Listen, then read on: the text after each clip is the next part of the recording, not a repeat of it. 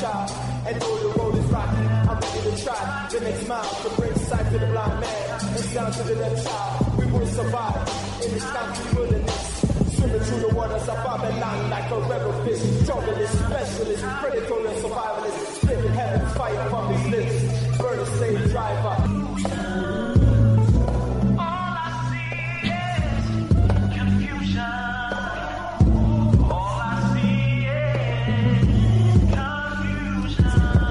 Welcome, listeners,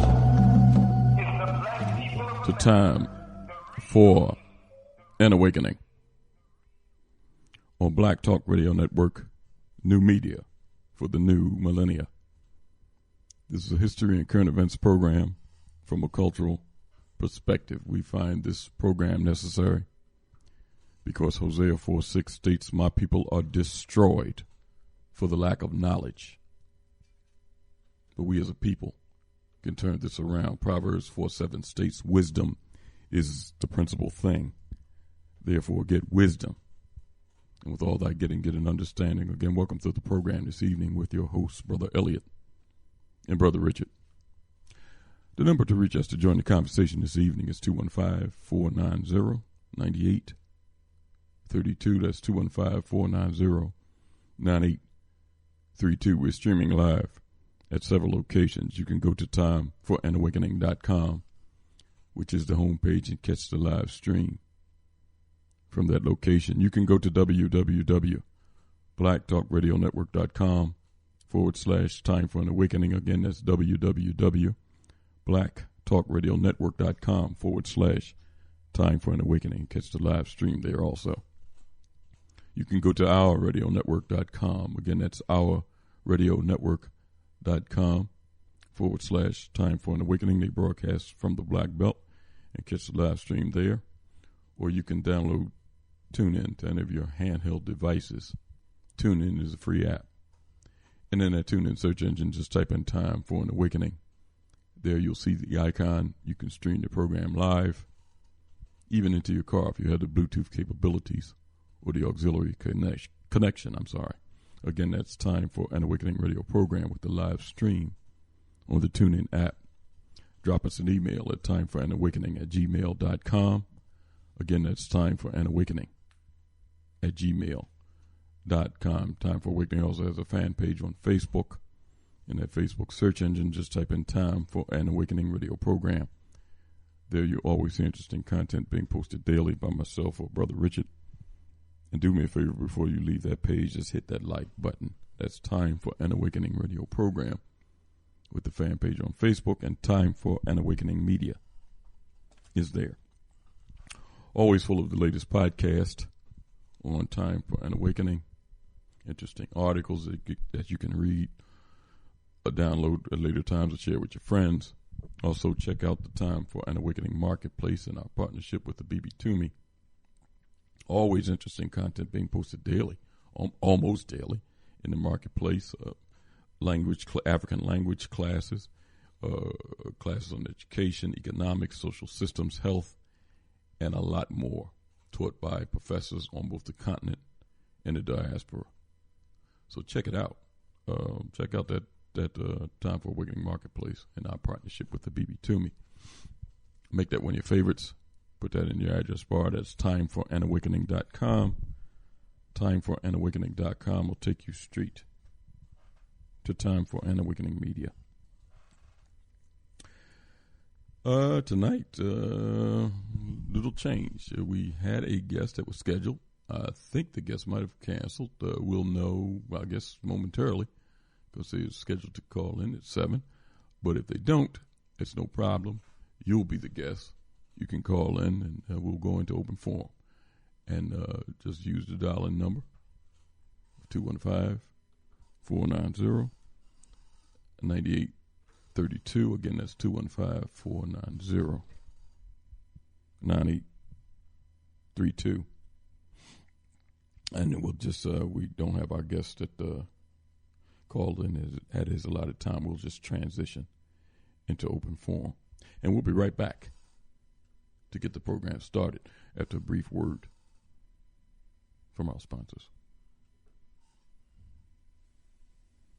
Mr. Moderator, our distinguished guests, brothers and sisters, our friends and our enemies.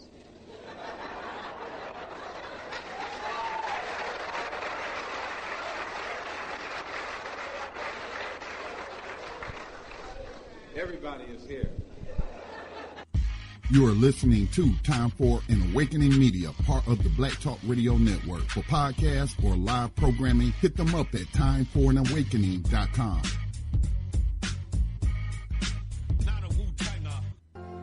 All Insurance Incorporated, an African-American owned and operated insurance agency in business for over 20 years, located at 231 Southeastern Road in Glenside, PA, with other offices in Germantown and West Philadelphia. Call now for commercial insurance quotes, homeowners insurance quotes, automobile insurance quotes, notary and tax services, representing over 15 major A-rated insurance companies, offering a discount on all notary services when you call in for a free quote. Call this number, 215-885-2444.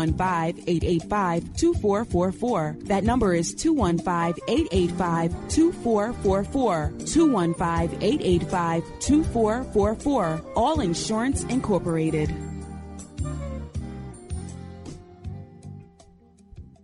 Before your roof becomes unruly, call Dooley. Dooley Brothers, specializing in shingle, rubber roofs, gutters, downspouts, and vinyl sidings. Call for your free estimate today. 215-224-3882. That's 215-224-3882. Dooley Brothers Roofing, the roofing experts you can trust. That number again, 215-224-3882. 215-224-3882. Before your roof becomes unruly, call Dooley. RG Electrical Inspections provides electrical inspections for realtors, licensed electricians, and homeowners. Licensed and insured underwriter, serving Philadelphia and surrounding area. Call today, 484-268-9837. Overworked? Suffering with an underperforming company, headache customer, staff, or vendors? Or are you a startup who wants to get it right the first time and avoid the costly mistakes? We turned a $24,000 a year odd job handyman service into a 7-figure high-end custom home builder and commercial contractor licensed and operating in 3 states. This is just one transformation created for entrepreneurs like you in various industries around the country. Not what you're used to from accounting and business consulting? Well, welcome to New Business Solutions. If you're ready to go beyond advising, coaching, and training and get implemented results, call 301-244-9072. Let New Business Solutions apply the best comprehensive administrative, accounting, operations, human resources, management, sales, and marketing to help you actualize your vision for yourself and your company. From anywhere nationally, call 301-244-9072. Spelled new as in numerous on your device right now. Book your free consultation at newbusinesssolutions.com. History is a clock that people use to tell their political and cultural time of day. It is also a compass that people use to find themselves on the map of human geography. History tells of people where they have been and what they have been, where they are and what they are. Most important, history tells a people where they still must go, what they still must be. The relationship of history to the people is the same as the relationship of a mother to her child. From antiquity to the present, our people need to develop a new paradigm. It's time for an awakening with your host, Brother Elliot. Sundays, 7 p.m., Fridays at 8 p.m. For podcasting or live program scheduling, hit us up at timeforanawakening@gmail.com. Welcome back to Time for an Awakening. And before we get started with our program this evening, I want to welcome in my co-host, Philadelphia activist and tour guide at the African American Museum here in Philadelphia, 7th and R Street. Brother Richard is with us. Brother Richard. Yes, sir, Brother Elliot. How are you, sir? I'm doing fine. As Elliot, as you know, I've been doing something new in this cycle as far as now assisting the there's a Paul Robeson museum in Philadelphia, which is the last place he lived with his sister. His family is from Philadelphia, Pennsylvania, and has a long history. And they asked us to come in and, they're looking for volunteers, docents to tell Paul Robeson's story through the house. So through the summer and, now I'm engaged in the process of actually disseminating information, for people who want to tell Paul's story, but may not have really a full body of information or even techniques to do it. I want this to be on the down low, y'all. Tom, it's an exhilarating experience. It's a new experience, and being able to not just deliver, but to, pull together the information to train. And it's a learning experience. You hear about Paul Robeson, you hear about great men and women, but when you start to get down and see what they did and the impact they had and what they went through, it gives more urgency to what we do here as far as communicate what we need to do in order to continue that legacy. So that's an ongoing project, but it's interesting and it's definitely a learning experience. And that's what's something that's in the next couple of weeks will be keeping me motivated.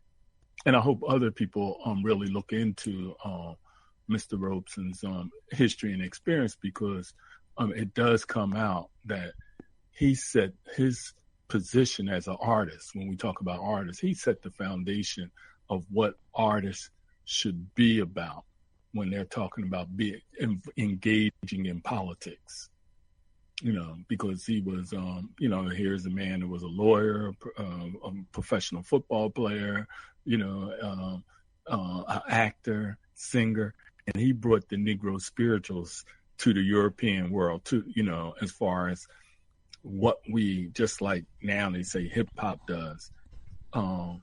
Robeson brought the spirituals and people in Eastern Europe and India, China, they felt our historical experience being in North America. Yeah, listen, I'm like I said before, Richard, sometimes I don't know where you get the energy from to do a lot of these things that you're doing, man. But one thing, when is the tours for Paul Robeson House? Well, you can come in at any time, you can schedule. Usually now the director, she and a couple of other people, they're there, so you can just call in and they will take you to the house and give you, a narrative and a history of it. So it's Monday through Saturday from 9 to 9 to 4, I believe. Mm-hmm. You actually have the ability to be able to schedule a tour.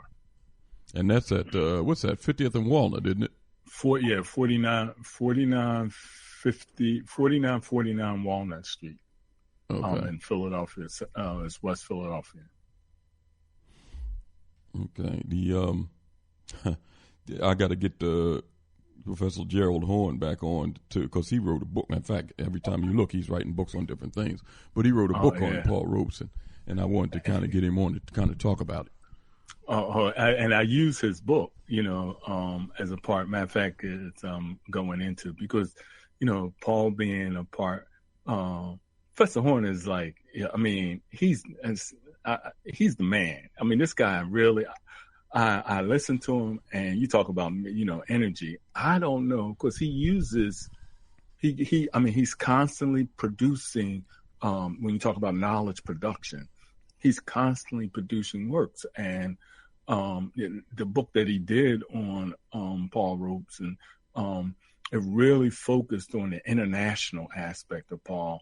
And again, what I found, that I didn't know so intensely, of how much Paul was involved in the development or the African leaders that were being developed, going to school in England that became, presidents and decolonized those countries, Nkrumah, Ezekwe, Kenyatta. I mean, it's a host of them. And he was there with them, being influenced by them, as he said, and also influencing them. When Nkrumah became, the first president, Paul and his wife, Eslanda, was invited, to the ceremony. Yeah, well,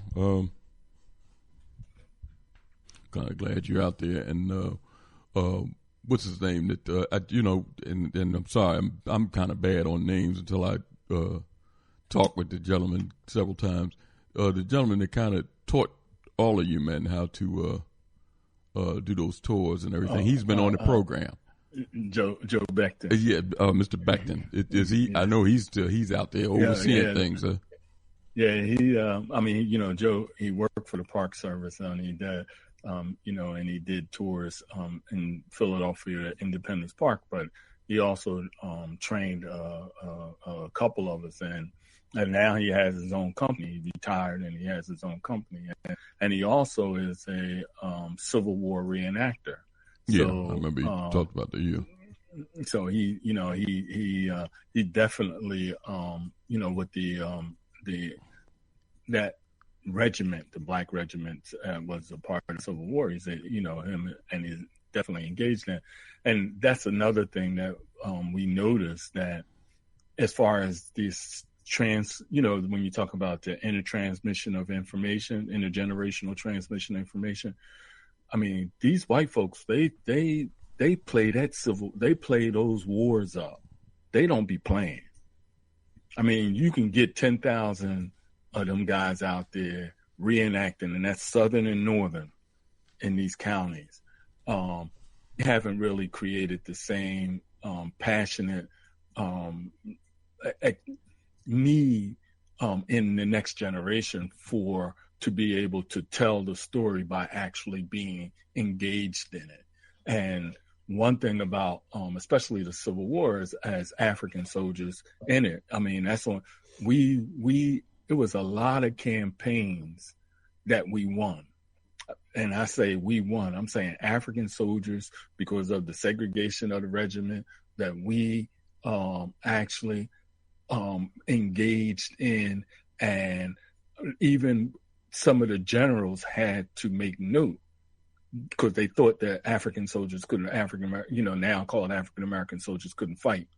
They had to make note that was, these guys were, like beasts out there. And that kind of warfare ain't the kind of warfare that we're looking at now. You can send a drone in and, you all armored up. I mean, you just put a bayonet and you just like ran the line, and a lot of the African American soldiers like really fought those campaigns. And so I'm saying that we haven't really promoted that to the next generation to be engaged in that, to be another way of showing our history. And a lot of people don't know it. When we was with Runoko 2 weeks ago, and he talked about what he tries to focus on when you get to the period of our enslavement here in this country and in the diaspora, he tries to focus on our people's resistance to it, instead of just that period of enslavement. Our people's resistance to it, because a lot of our people are not there. A lot of our people are aware of Nat Turner and Denmark Vesey, Gabriel Prosser, and that's about all. Some of them know nothing about those men, what they tried to do, about them personally, some segments of their lives, which is known in some historical accounts. They don't know too much about these men. But beside those three, they really have, some of our people don't have a clue about the resistance of our people to enslavement. And I think that's important thing to look at, and especially in those. Our people turned the tide of that Civil War. That's the only reason that Lincoln put weapons in their hands. He said that he didn't. It wasn't his intention to end slavery, but he wanted to save the Union. So, when the caller used to call out of Chicago, and I told him, because he was always talking about our people we're going to be slaughtered, and I told him that our people never laid down. And I don't expect our people to lay down now. Whatever happens, our people are going to go down fighting. And I told him have he ever read the account of that Battle of Milligan's Bend? Right. And he was unaware of it. But some of our people ought to check that out. Because, Richard, when you read that, and they had, I don't know how big regiments were, but they had the battalion or whatever. Right. If you read that account, it was black soldiers at this base that it was an armament base that had been surrounded by rebels' forces, and they were outnumbered like 3-1.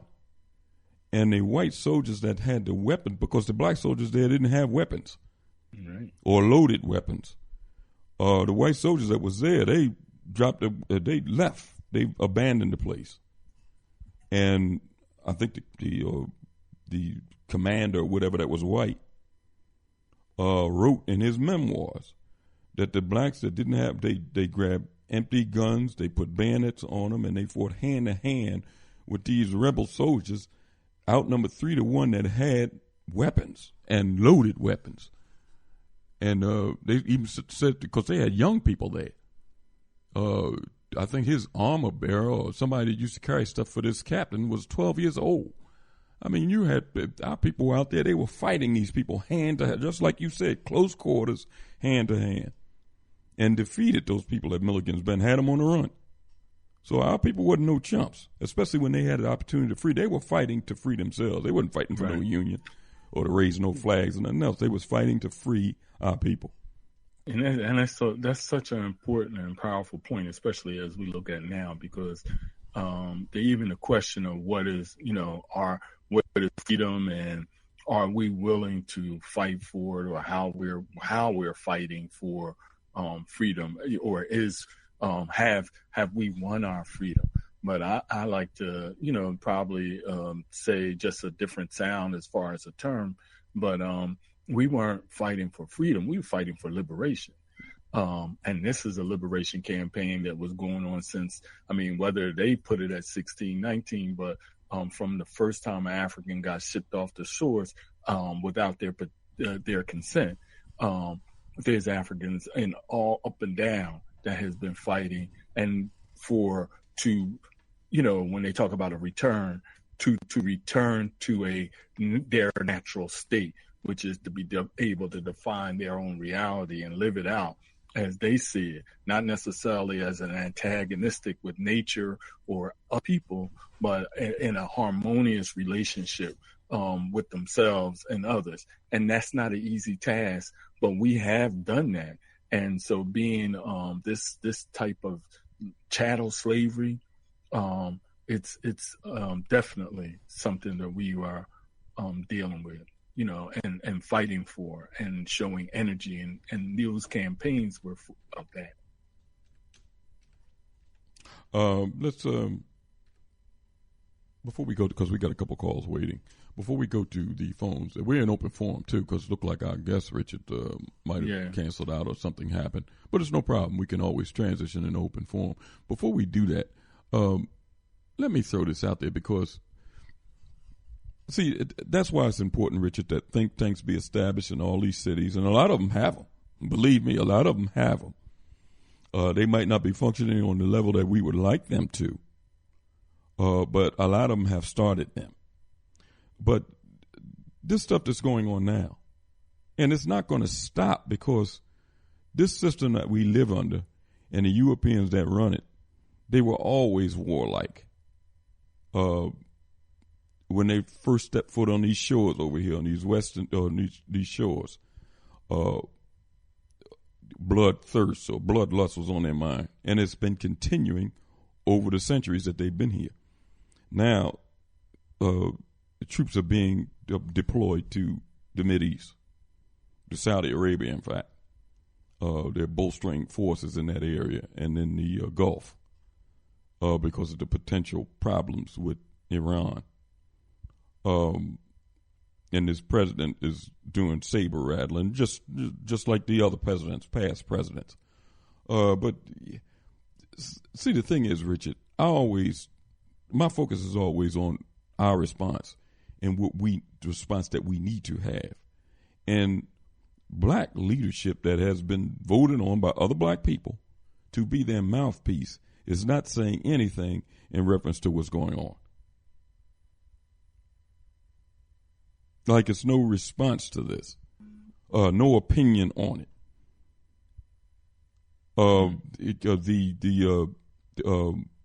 Trump as an administration said that the oil fields in Saudi Arabia had been bombed by Iran.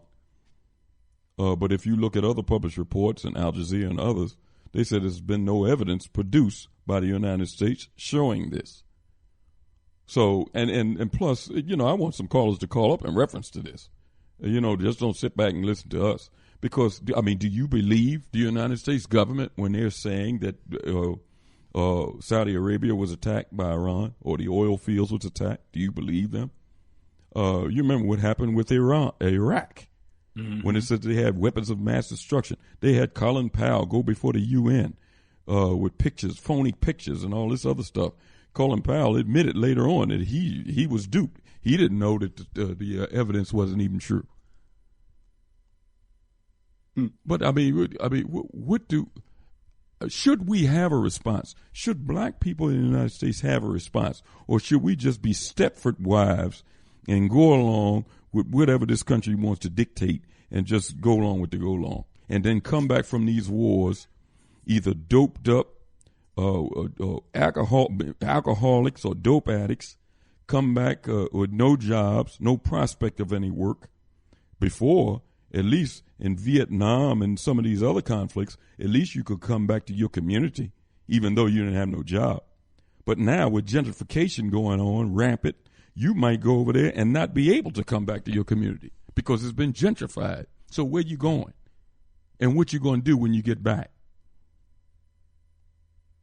I think it's time that some of these people, man, I'm telling you that supposedly we got to develop new leadership. I think Scotty mentioned it before about primary and some of these. We got to develop it. And I'm not talking about people to join these parties, Democratic and Republican, because they don't address the needs of black folks. We need to establish and have planks and platforms for the people that we pick to represent us, and then they go in there and take care of business based on what we need. That's critical. It's no other way that you can handle this. We can't keep playing this political game that they're playing, because we always end up with the short end of the stick. In fact, you don't even have a stick. You don't have nothing. You're just standing there. Mm-hmm. I think that Charles Barkley, I guess a broken clock can be right at least twice a day, or is right twice a day. He made some comment the other day that the Republican, I guess he used to be a Republican, supposedly he quit the party, but the Republican Party don't address the needs of black people. No, he said the Democrats don't address the needs of black people. They just show up every 4 years and do lip service and then do nothing afterwards, in which he's right. And the Republicans don't even show up, period, to talk to them at all. So where does that leave black folks? To keep playing this merry-go-round?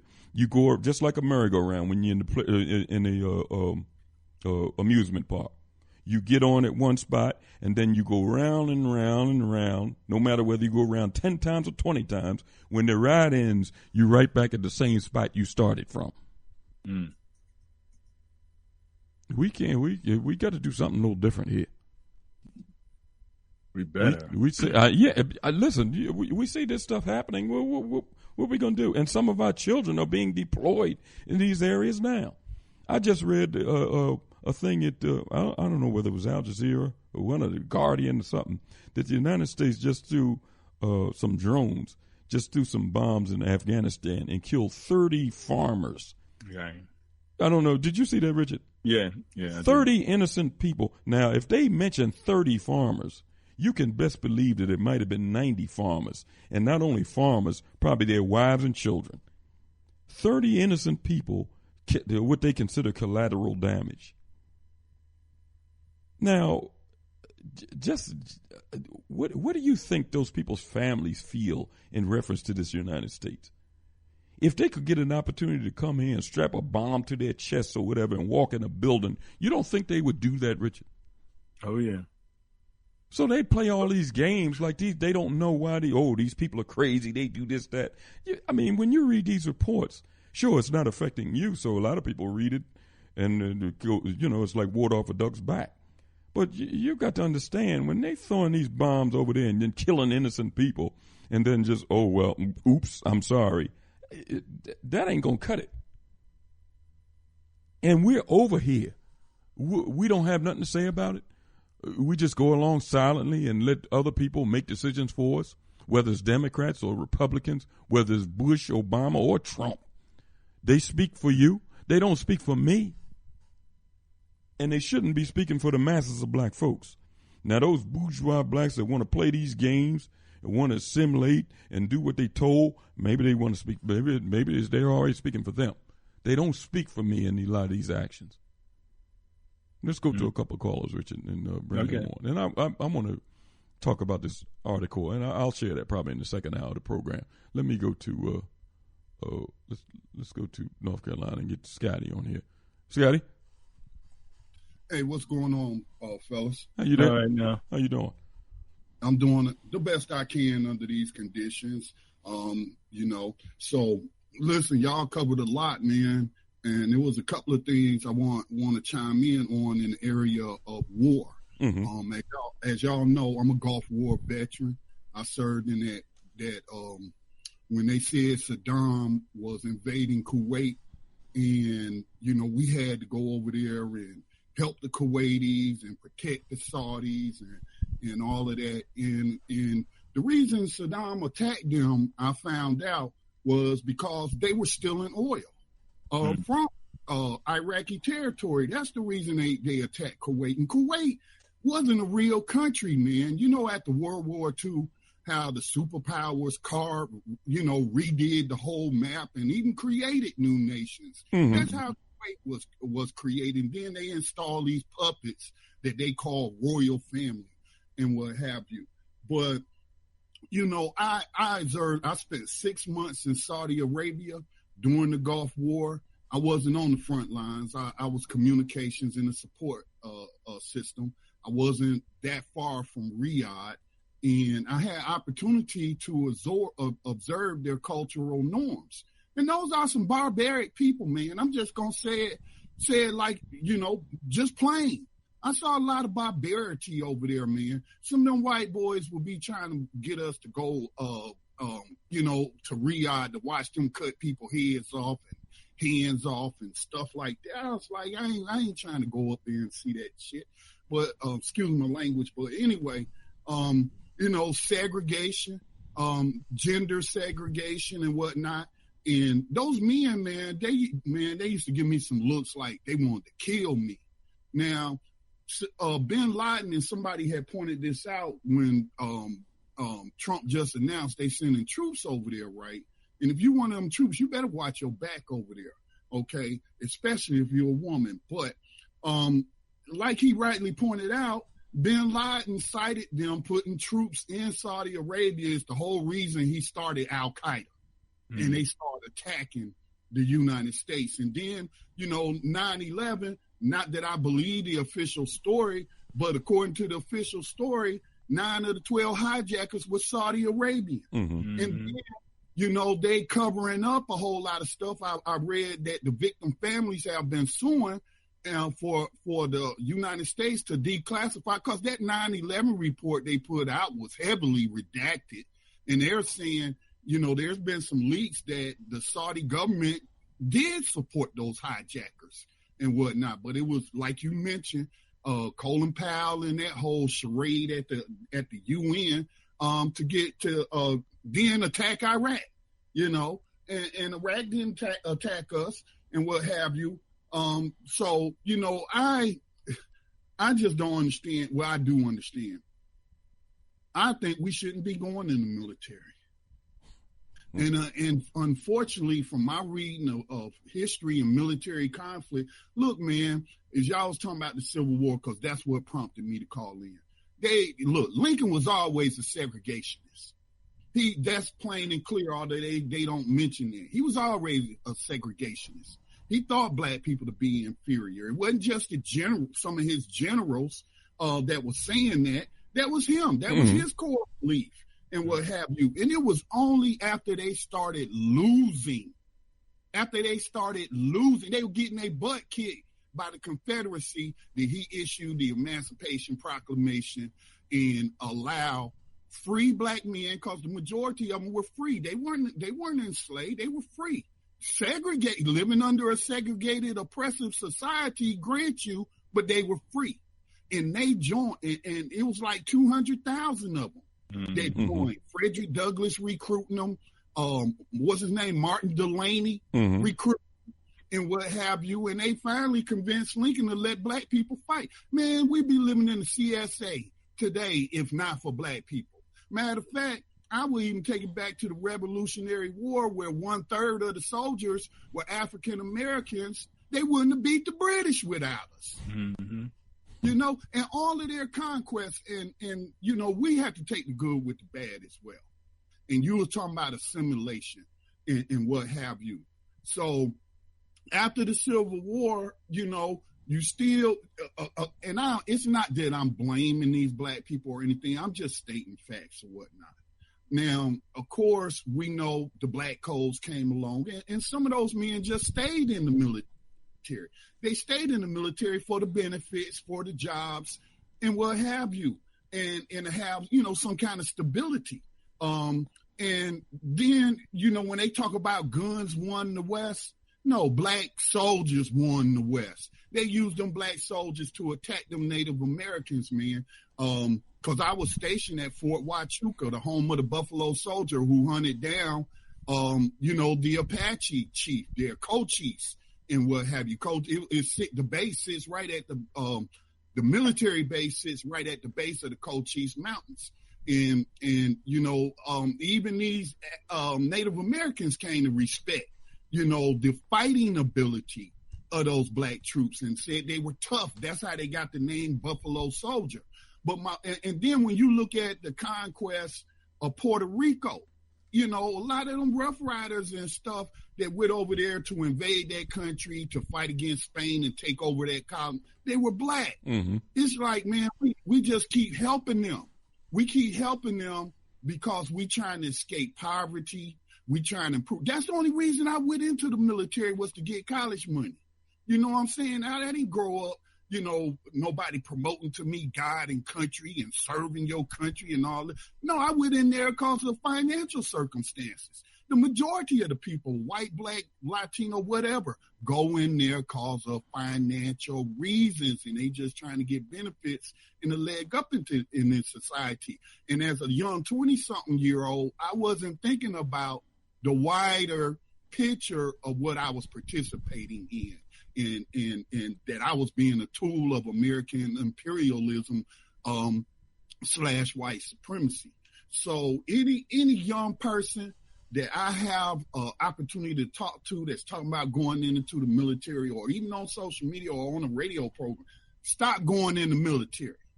Stop going in the military. Look, this country hasn't even abolished slavery. You look at the 13th Amendment exception clause. So What are you fighting for? And who are you fighting, and for what? For what? And on your thoughts about Iran, here's my thought. I don't believe anything that the United States says. They could be telling the truth, and I wouldn't believe it. You know what I'm saying? Without 3 or 4 other independent sources confirming that it's the truth. But let me say this, though, Elliot. If Iran did attack Saudi Arabia, how's that in my damn business? How's that our business? That's Saudi Arabia. That ain't us. Okay? So why should U.S. troops and our people be sent over there to die for these barbaric people, man? You know? I'm telling you, man, if anybody's ever visited that country, man, it's one of the most repressive, societies in what it's just not as large as the United States, but a very repressive society, man. And so I don't believe them. And even if they did attack them, so what? They got cause to, okay? And then also, like the Iranian president came out and said, he's like, oh, so you want to go to war? I'm paraphrasing what he said. Oh, you want to go to war with us because we attacked the oil field?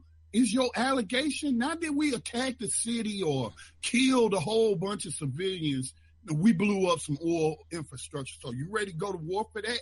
But then look at what you're doing in aiding Saudi Arabia and killing all them innocent people in Yemen and turn that into one of the worst humanitarian crises on the planet. Mm-hmm. But you don't never hear the mainstream media really talking about it. Mm-hmm. So to answer your question, no, I don't believe it. Scotty, thanks for your contribution, man. He said, no, you don't believe it. I agree. And you know what, Richard? Now, they said that the sanctions that's levied against Iran is like some of the heaviest ever that they have ever done. Mm-hmm. But if you look at that's the weapon that the United States uses when they want to drive people out of political office or power that they don't agree with. They use it in Venezuela. It doesn't seem to work too well. They use it in Cuba, still using it. They're crippling Zimbabwe.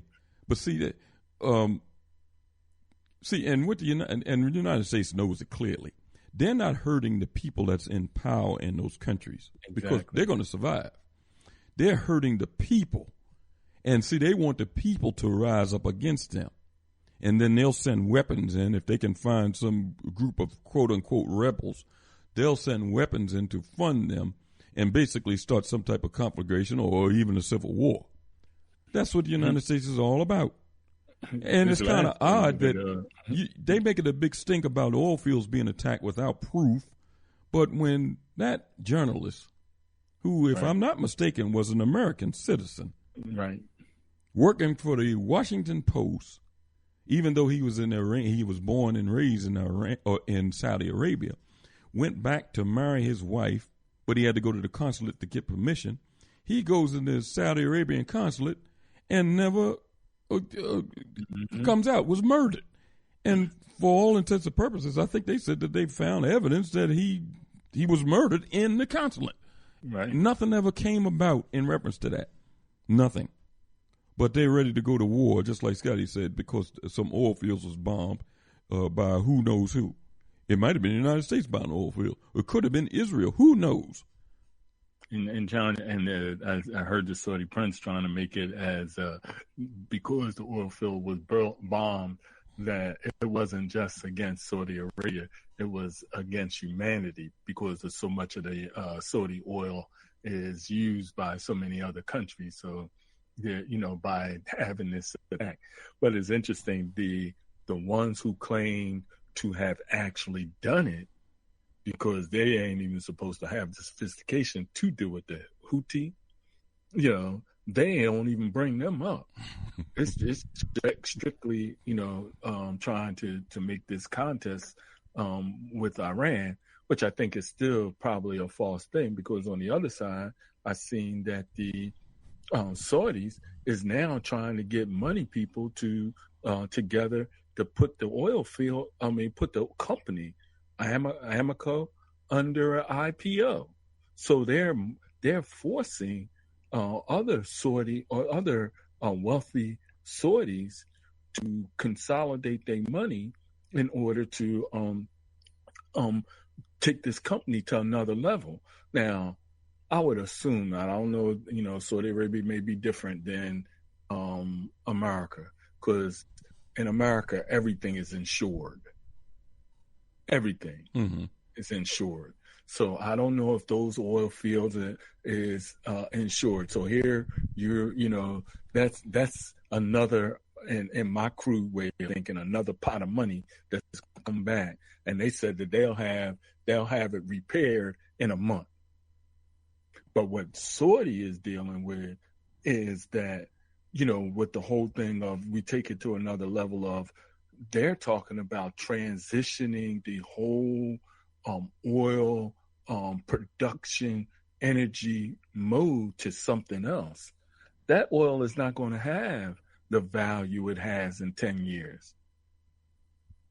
So, because they're moving to other forms of energy producing, and because of the environmental aspect of, so it's this, I want to raise another perspective of why this kind of urgency with Iran in relationship to the Middle East, because the Middle East has been the oil breadbasket for all the industrialized countries. But all the industrialized, which is primarily European countries, right, are changing, their forms of energy, and trying to, with global warming considerations and others, they're talking about de-escalating just like they did with coal, de-escalating the production output as utilizing oil as the means of energy to drive these large production companies and countries. So we may look in it right now, but anybody who runs nations don't look in the right now. And that's our situation, is that we're always, as especially as those of us Africans in the Americas, we're always looking at the right now. Therefore, we're always reacting. But we have to have a long-term understanding.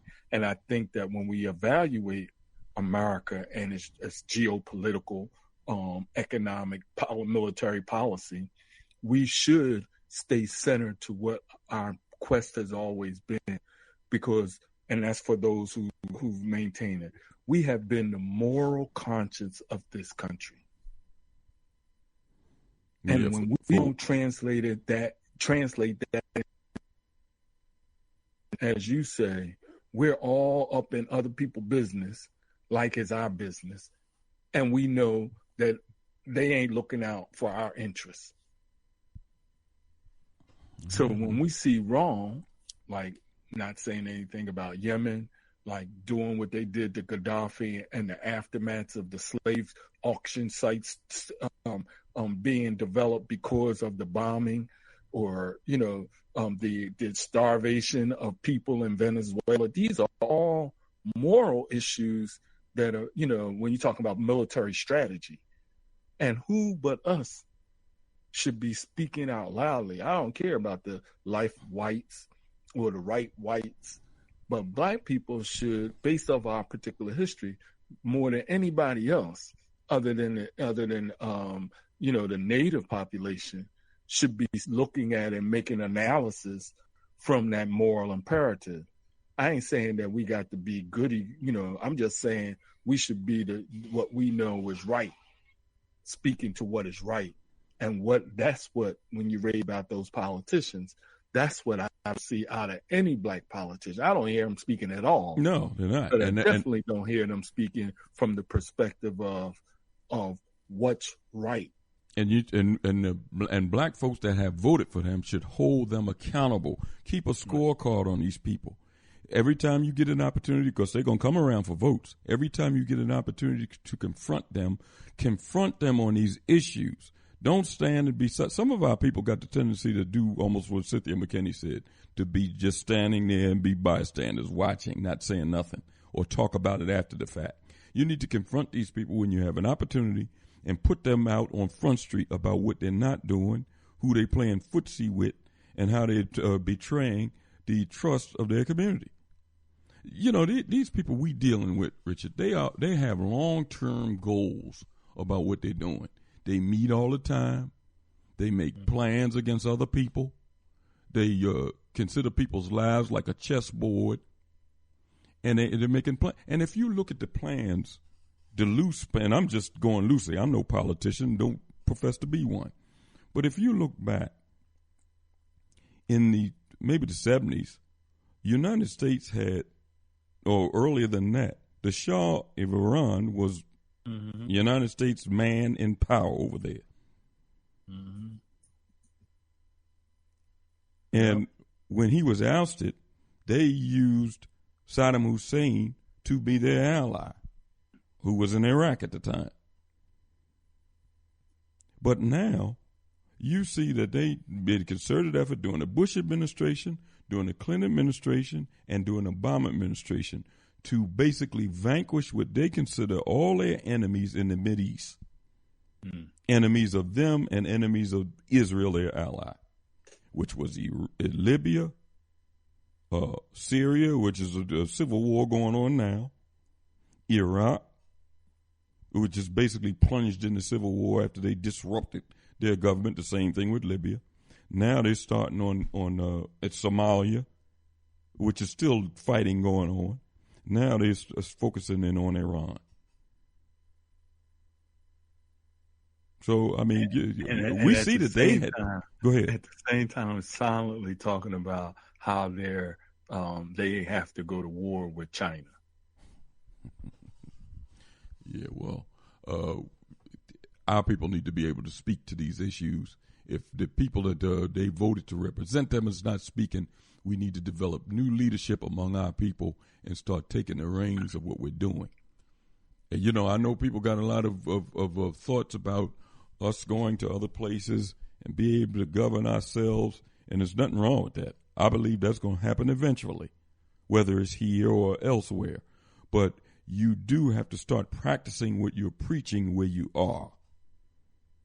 You're not going to just leave here and go somewhere else and then all of a sudden you're going to develop conscious leadership and you're going to do everything. It don't work like that. You got to start developing a new mindset where you are. It's got to be put into practice where you are. We can't just let this stuff go on unanswered and unchallenged. We can't. And I might get in trouble for this, Ellie, but it's been born in my head. And Brother Obi mentioned a formation last week when he was on, and the brother from Ramzu from Detroit mentioned it also, because what I'm concerned with, and this is because coming out of the considering myself Marcus Garvey conservative, and when people ask me, well, what are you conserving? The culture of African people, or as Du Bois said, the civilization of African people, because I do believe it is a clash. As Huntington said, it is a clash of civilizations, and African people are just a part of that civilization. But what I'm concerned with, those of us displaced Africans in the Western Hemisphere and specifically in North America, who come out of that philosophy and orientation, that I don't hear our analysis. Now, I'm willing to accept there's some black folks that are in agreement with what American foreign policy and domestic policy is. Oh yeah, yeah, definitely is. I'm and they when they make their analysis, they give logical rationale based off of that experience they come out of that they support, And I also agree that they may be within our historical experience. They may be the larger number, as Scotty mentioned, those who fought in the Civil War, the Revolutionary War, and the First World War, Second World War, Korea.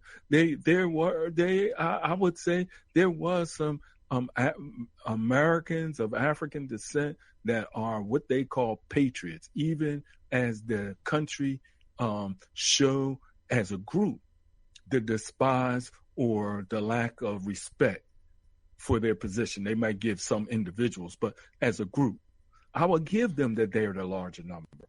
But what I'm having a challenge with, and what I hear when I hear you speaking about political leadership, political think tanks, those of us who supposedly have a specific historical understanding of that liberation struggle, that we are not standing on the sideline, that we see that we're supposed to be an independent, governance, sovereign, thinking people. And from that, making our analysis of where we are, of what's going on, and still be able to have that moral component to our analysis. even though we're here in North America. I'm having challenges because I don't see our analysis. And we can go in the 50s, in the 20s. I mean, there was black men and women who went to Ethiopia to fight the Italians. Mm-hmm. I mean, the State Department didn't justify that. There was black men and women who went to Russia when the Soviet Union, they were, took the quote unquote communist ban. The State Department didn't support that. So what is it in 2019 that we have no analysis to assist in, our understanding? And I believe we can see the understanding of the general population of people of African descent of what is going on. Why are we silent at this point? Are we silent? Let's take a brief break. When we come back, you can get involved in the conversation too by dialing 215-490-9832.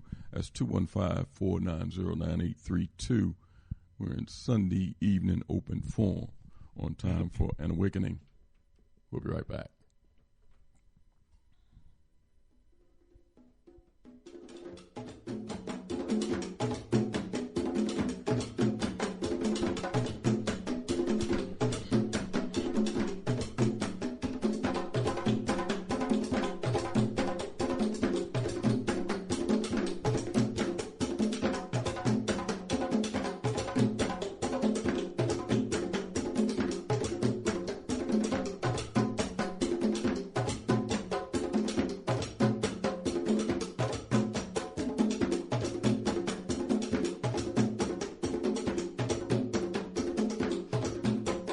You are listening to Time for an Awakening.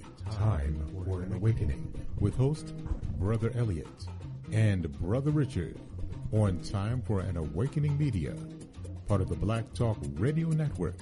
For podcasting or live program scheduling, hit them up at timeforanawakening@gmail.com.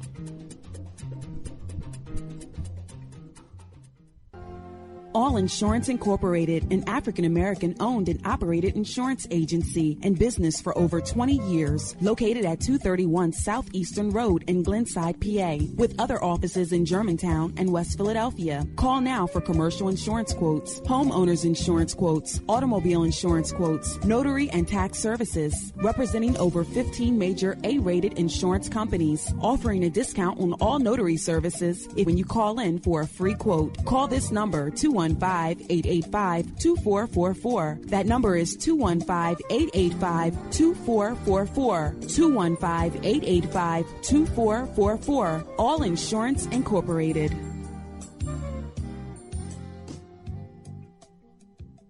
Before your roof becomes unruly, call Dooley. Dooley Brothers, specializing in shingle, rubber roofs, gutters, downspouts, and vinyl sidings. Call for your free estimate today. 215-224-3882. That's 215-224-3882. Dooley Brothers Roofing, the roofing experts you can trust. That number again, 215-224-3882. 215-224-3882. Before your roof becomes unruly, call Dooley. I transformed a $24,000 a year odd job handyman service into a 7-figure high-end custom home builder and commercial contractor licensed and operating in 3 states. This is just one of the tangible transformations I've created for entrepreneurs in various industries around the country. If this isn't what you think of when you think of accounting and business consulting, then get ready to take down this invaluable information. Are you an entrepreneur suffering with a stagnating company? Have headache customer staff or vendors? Are you rebounding from a loss and need help achieving your unrealized potential? Or are you a startup who wants to get it right the first time and avoid the costly mistakes? Hi, my name is Nataki Kamban. If you're ready to go beyond advising and coaching and get results, then call 301-244-9072. Let New Business Solutions recommend and implement the best comprehensive sales, administrative, human resources, accounting, and operations to help you grow into your vision for yourself and your company. Again, from anywhere nationally, call 301-244-9072 or pull us up on your device right now and book your free consultation at www.newbusinesssolutions.com. And just mention you heard this special announcement on Time for an Awakening. RG Electrical Inspections provides electrical inspections for realtors, licensed electricians, and homeowners. Licensed and insured underwriter, serving Philadelphia and surrounding area. Call today, 484-268-9837.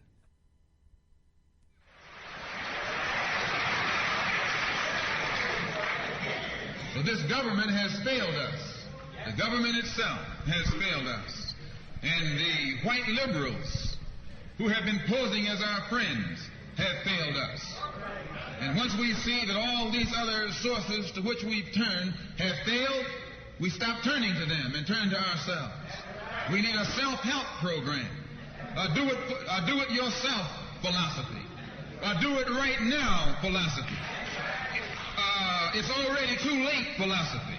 This is what you and I need to get with. And the only way we're going to solve our problem is with a self-help program.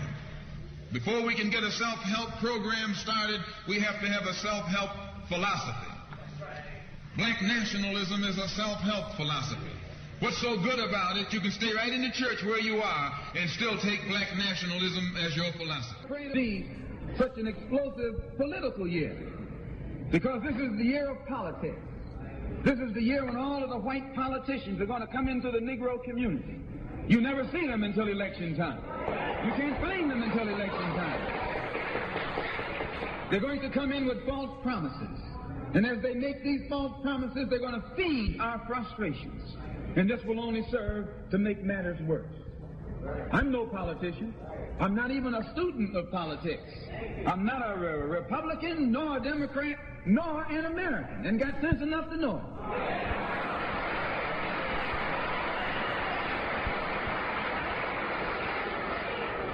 I'm one of the 22 million black victims of the Democrats. One of the 22 million black victims of the Republicans, and one of the 22 million black victims of Americanism.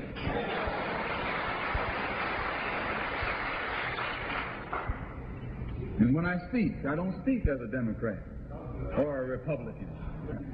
I speak as a victim of America's so-called democracy. You and I have never seen democracy. All we've seen is hypocrisy.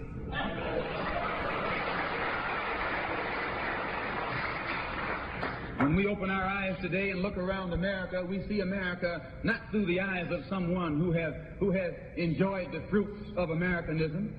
We see America through the eyes of someone who has been the victim of Americanism. We don't see any American dream. We've experienced only the American nightmare. We haven't benefited from America's democracy. We've only suffered from America's hypocrisy. Welcome back to Time for an Awakening. It's 8:07 here in the city of Philadelphia. And Richard, it's that time of year again. The 25th annual Locks Conference here in Philadelphia.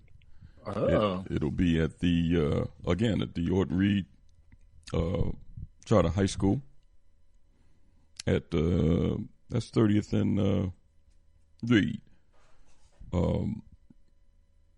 Natural Hair, Holistic Health, and Beauty Expo, affectionately known as the Philly Locks Conference, October 5th and 6th at the Universal Charter High School here in the city of Philadelphia, 12 noon to 9:30 p.m. each day. That's Saturday and Sunday. The theme this year, Richard, is Locked and Loaded. Mm-hmm. 25 years, Richard, that Mama Kosovo Sabri has been putting this event on, and it's still growing. Each time you go there, I mean, they got so much stuff going on, Richard. I don't know how they do it in those 2 days. Yeah. And I be enjoying it too. Yeah, I mean, you could. I mean, we broadcast live on the air, but I mean, I don't really get a chance to get around and see the stuff that's going on because we kind of doing other things. But I just want to read this little bit here. In addition to the live musical performances, children's activities, empowering workshops, informative panel discussions, hundreds of unique vendors. The conference this year will also host a meet and greet with historical black colleges and universities. Some of the people, the speakers that will be there, and I'm just going to name a few. Student Minister Nur Muhammad of the Nation of Islam, Professor Griff is going to be there. Ayo Kamathi is going to be there. The Irritated Genie, Professor Bayana Abello, Marcus Klein, the chairman, Fred Hampton Jr. will be there. Dr. Ray Winbush, many more speakers and special guests will be at the 25th Annual LOX Conference here in the city of Philadelphia. Holistic Health and Beauty Expo, affectionately known as the LOX Conference, October 5th and 6th. Myself and Brother Richard will be doing a live broadcast there. I want to try to bring in some of the other hosts, at least some of the other local hosts, some of the other hosts that are not local. If they want to travel up here during that period, that'll be great. Brother Jihad Ahmed that does the Acres of Diamond show, he'll be there. He'll probably sit in and join us, Richard, great. on our broadcast. But again, if you want more information, you can go to the LOX Conference, the International LOX Conference. Go to www.loxconference.com, or they have an Eventbrite page, the International LOX Conference.org, or you can dial 215-438-8189 for more information. Again, that's 215-438-8189, the 25th Annual LOX Conference here in Philadelphia. Locked and Loaded is the theme this year, October 5th and 6th at the Orton Reed Charter High School. And I want to tell the listening audience, Elliot, the only reason why Elliot don't get to move around because I skip out. I mean, there's so much going on. I just say, like, Elliot, well, I got to do, and I'm gone. And I'll become a little bit more disciplined this time. Try to stay in place so Elliot can move around. Hey, no problem. Do what you do. That's all. Richard, we got a couple calls on here. Before I go to the calls, I want to share with the listening audience this article here. It was an AP article. It's from a little over a week ago, 10 days ago, in fact. And I talked about it, kicked it around with Richard off the air. We see the Catholic Church settling with people around the country in reference to abuse by these priests, which if you look back at the rites of the Catholic Church and Catholicism, that seemed to be a rite of passage. That's a different story. But if you look, they've been settling with people all around the country, all around the globe, basically, on this issue of abuse. To be personally, I don't know what they're doing in other countries. Here, we see that they've been settling. But there's one thing missing from this equation that I've noticed, and I want the listening audience to maybe call up, get involved. I don't see many blacks coming forward and saying they're being abused or they've been given monetary compensation for this abuse that has happened to them. 98% of the people, 99.9% of the people I've seen has been white and male. Mm-hmm. I want to share this article here. In Mississippi, Catholic abuse cases settled on the cheap. Greenwood, Mississippi. In the IHOP in South Haven, Mississippi, was an unlikely place to settle a sex abuse claim against the Catholic Church. But in January, a white official from the Franciscan religious order slid into a booth across from a 35-year-old black man and offered to pay him $15,000 to keep years of abuse by the Franciscan order secret. The Reverend James G. Cannon, the leader of the Wisconsin-based group of Franciscan friars arrived at the crowded Pancake House with copies of a legal settlement for Jarvis L. Love, who had arrived with his wife and 3 children. As Jarvis skimmed through the 4-page agreement, as Jarvis skimmed through the 4-page agreement, his thoughts flickered back more than 2 decades through the physical and sexual abuse that he says he suffered at the hands of the Franciscan friars at a Catholic grade school in Greenwood, Mississippi. He told Cannon he wasn't sure $15,000 was enough. Cannon said if he wanted more, he told me if I wanted more, I would have to get a lawyer and have my lawyer call his lawyer. LaJarvis recently told the AP, well, we don't have lawyers. We felt we had to take what we could. Hold on one second. I'm sorry. All right. LaJarvis, Joshua, and Raphael, all brothers, grew up in a neighborhood known as Baptist Town, a collection of humble single-story houses due east of the center city of Greenwood, literally on the other side of the tracks. Often more than 10 people in their extended family were crowded into their 3-bedroom house. Among them were their grandmother, the family matriarch, Lou Alice Bolden, known as Mama Lou Bolden, was born a Baptist but converted to Catholicism in 1964 after the Franciscan missionary baptized her infant son at the local hospital. The Franciscan order was established in the early 13th century by St. Francis of Assisi. They felt that he could treat us anyway. Excuse me. I'm getting a little interference. That might be on your end, Richard.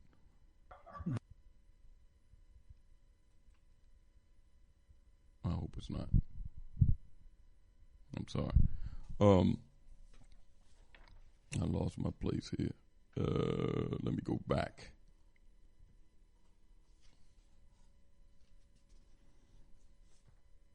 I'm sorry. The abuse, they said, that they endured at the hands of 2 Franciscan priests, Brother Paul West and Brother Donald Lucas, included beatings, rapes, and other sexual violations, beginning when they were 9 years old. The Franciscans tried to settle with one of LaJarvis's cousins, Joshua K. Love, but offering to pay him $10,000 to cover the cost of a used car, maintenance, and insurance. Joshua, who had limited reading and writing skills, rejected the offer, but later signed a confidential agreement for $15,000, something he now regrets. They felt they could treat us any way they wanted to because we were poor and black, Joshua said, of all the settlements that he and LaJarvis received. The Catholic officials has been promising to end the cover-up of clergy abuse for nearly 2 decades in 2002, but the confidential deals the Franciscans reached with LaJarvis and Joshua show that in some cases the American church continues to limit financial fallout and keep sexual abuse under wraps, as it did in years before 2002. Priest Cannon, during an interview with the AP, said he believes that both LaJarvis and Joshua were abused and acknowledged that the settlements were less than generous. We hurt tremendously, and no amount of money could ever account for what happened to them. But let me read this before I wind this conversation up, because it said something in reference to what was done in other cases. LaJarvis considered his mounting bills, his young family, and his wife's consent, so he signed that agreement on January 11th, 2019. After he signed it, the priest Cannon announced, well, it's time to eat. Everybody started smiling, and they sat down at the IHOP and had breakfast. At the time, LaJarvis didn't understand that the agreement he signed is unusual in several respects. It included a confidentiality requirement, even though American Catholic leaders have barred the use of non-disclosure agreements and sexual abuse settlements. In addition, the amount of money the canon and the Franciscans offered is far less in other sexual abuse victims have received through legal settlements of the Catholic Church. In 2006, the Diocese of Jackson, Mississippi, settled a handful of lawsuits with 19 victims who were white for $5 million and an average payout of more than $250,000 each survivor. So, Richard, we see here that this Catholic Church, this order that was in existence ever since the 1300s, have been paying out, and this is just one order, this Franciscan order, who they said went down there in Mississippi and recruited a lot of black folks. I think they said in the nation, as far as in the nation, most black Catholics are in Mississippi because of this particular order. And they've been paying out, it's mentioned in Jackson I just read it in 2006 or 7, they paid out over 19 cases who were white, $5 million on an average of $250,000 each case, but paid these black men $15,000, offered one of them $10,000 and to buy them a used car because the men couldn't afford legal representation. So here it is, a Catholic Church that's supposed to be professing a belief in a God Almighty, taking advantage of people like this. And you can best believe, Richard, that if you look at the track record of Europeans, how they try to take advantage of underprivileged people or people with no voice, you see all these whites talking about they've been sexually abused. You can best believe that the number of blacks that were sexually abused by these freak priests pales in comparison to these white boys. But they just ain't coming forward. And if they come forward, they get little settlements like this man and his three brothers, his three family members, his brother and his cousin, $10,000 and $15,000 apiece. Yeah, you know, as when we were having this discussion, then I started looking. I remember the president of the Philippines in some reference, you know, about something with the Catholic priest, but I wasn't sure. And then behold, in January, it was an article that came out, him making a statement. And I want to just share a couple of paragraphs to reinforce that the big of this, what you're speaking to. Go ahead. If you don't mind. President Ricardo Duterte on Thursday, and this is January 10th, denounced bishops in the Catholic majority country as sons of bitches, renewing his attack on the church that has criticized him over his bloody war on drugs. Duterte, who launched this campaign against drugs when he took office in mid-2016, remains hugely popular, but doubts about the campaign in which thousands of people have been killed have been growing. Only I can say bishops are sons of bitches, damn you. That is true, Duterte said in a speech during a groundbreaking ceremony for a school north of the capital of Milan. Duterte did not mention any particular reason for his criticism of the church on Thursday, which included a suggestion that most bishops are homosexuals.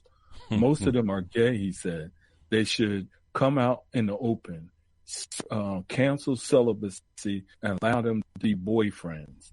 Duterte, who is not a regular churchgoer, said early in his presidency that he was sexually abused by a priest when he was a boy.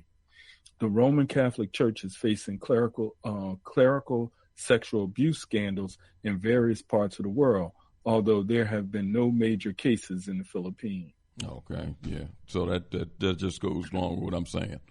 Whether it's in the Philippines or whether it's down in the Black Belt, these people have been taking advantage of black boys or other people for a long time, and the only people that's being paid large sums of money is these white boys that's been sexually abused by these old freak priests.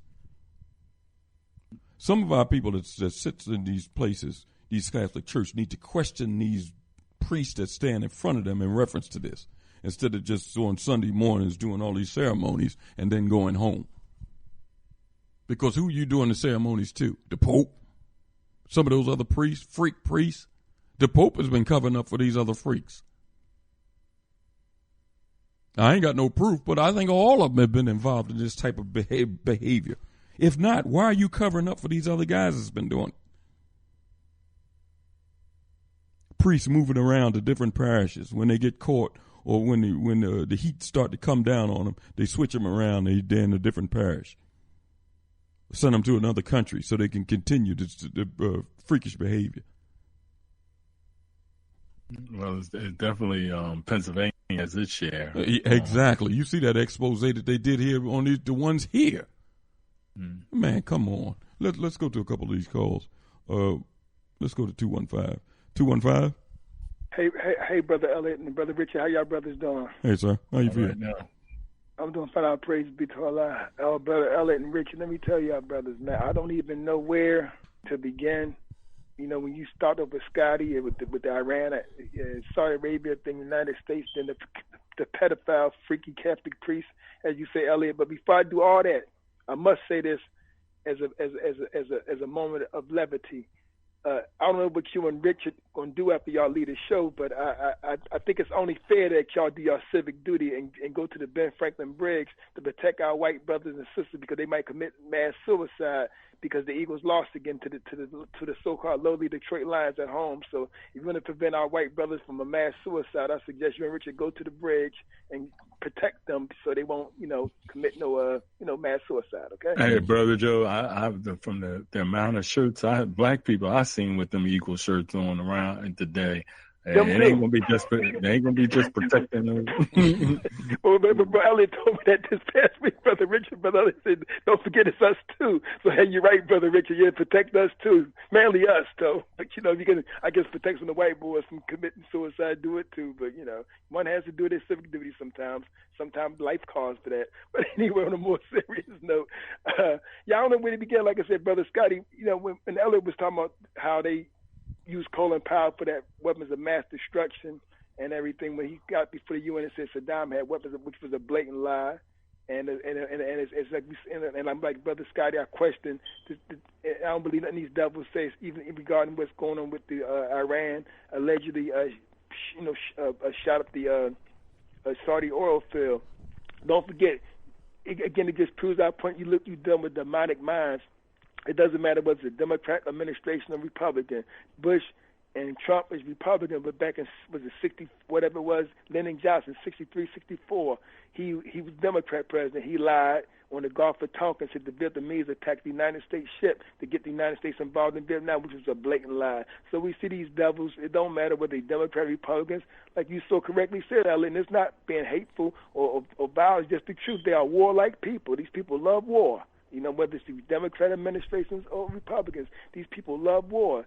And I just want to kind of tie everything into what Brother Scotty said about the Saudis. I by the grace of Allah, I'm going to Saudi Arabia in 2021. I guess you say 2021, yeah. I'm going there with Minister Farrakhan and the contingent of brothers for the nation to make Hajj in the Holy Land. But again, I want to make this very clear, and I'm glad Brother Scotty said what he said, because the Saudi Arabian people, the people themselves are beautiful people and stuff. I've met them at Cooper Hospital. I used to work over there. But the government, so they say, a bunch of murdering thugs, their kingdom, and like Brother Scotty said, they are very repressive. In fact, for example, you heard about now they letting women drive. Let me make this clear to the time we can listen to this. I saw some courageous, beautiful Saudi sisters, and they made it very clear. They said the Saudi Arabian King Abdullah and the Crown Prince, they didn't let us do a damn thing. We drove anyway. See, we willing to risk our lives. So it means death. They're not going to tell us that we can't drive, because there's nowhere in the Holy Quran that says a woman can't drive. These are sick, backwards, assholes men that got this twisted thinking of oppressing their women. The Honorable Elijah Muhammad would have never told a sister that she can't drive or get an education, because as the Honorable Elijah Muhammad so clearly stated, a nation that holds back their women, hold back their society. So that's these backwards thinking men and stuff that don't want a woman to drive or get an education. So those women said because the women were so bold and they said they're going to drive anyway, and even under the threat of death, that's when they laxed the laws saying, well, we're going to allow women to drive in most cases, and ultimately they'll be able to drive, whatever, even for the man being in the car with them, because those women took the initiative themselves. Same thing with the education. Those women said, we're going to get an education. We're not going to be second class to nobody. We're not going to be second class to men. We're going to be on equal footing with men. So it's not the Saudi Arabian government gave them anything. They took their rights and stuff. Like I was saying with the white man with us, we don't beg the white man for no damn justice. We take our freedom and our justice, and that's what you're supposed to do. And the same thing with the with like you said about Khashoggi. Now they show you again how this media ain't worth a damn. Now they're gonna sit there and buy into this notion about Iran, bombing the Saudi oil field. And let's just say, for the sake of argument, like the Iranian president said, to quote Brother Scotty, let's say if they did bomb the oil field. First of all, like Scotty said, Saudi Arabia got a military. Let them defend them. Why should American blood be sent over there to die for these rich Saudi thugs and stuff like that? And secondly, where was the outrage from the white media and everybody else when that thug Saudi government murdered Khashoggi? Like you mentioned earlier, this man went into the Saudi embassy to get his papers together because he was getting married to the beautiful sister he was engaged to. This man was murdered in the Saudi Arabian consulate. Not only was he murdered, Elliot and Richard, he was dismembered. You understand me, brother? They cut that man. They said that man was screaming the agony. They cut that man in every piece but loose and stuff, man. And it was ordered at the behest of that thug Crown Prince and that thug King's whatever his name, Solomon, whatever his name is. It was at their behest and stuff like that. And the United States looked the other way while they murdered this innocent man because he was critical of the repressive Saudi Arabian government. You know what I mean?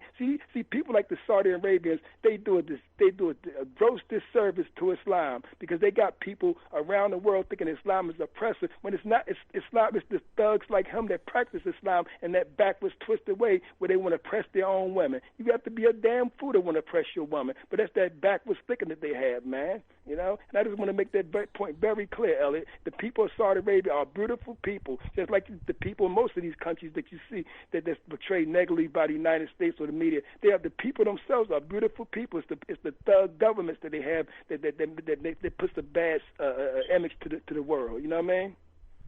I hear you. And that's basically what it comes down to and stuff. Like I said, I've been to Egypt.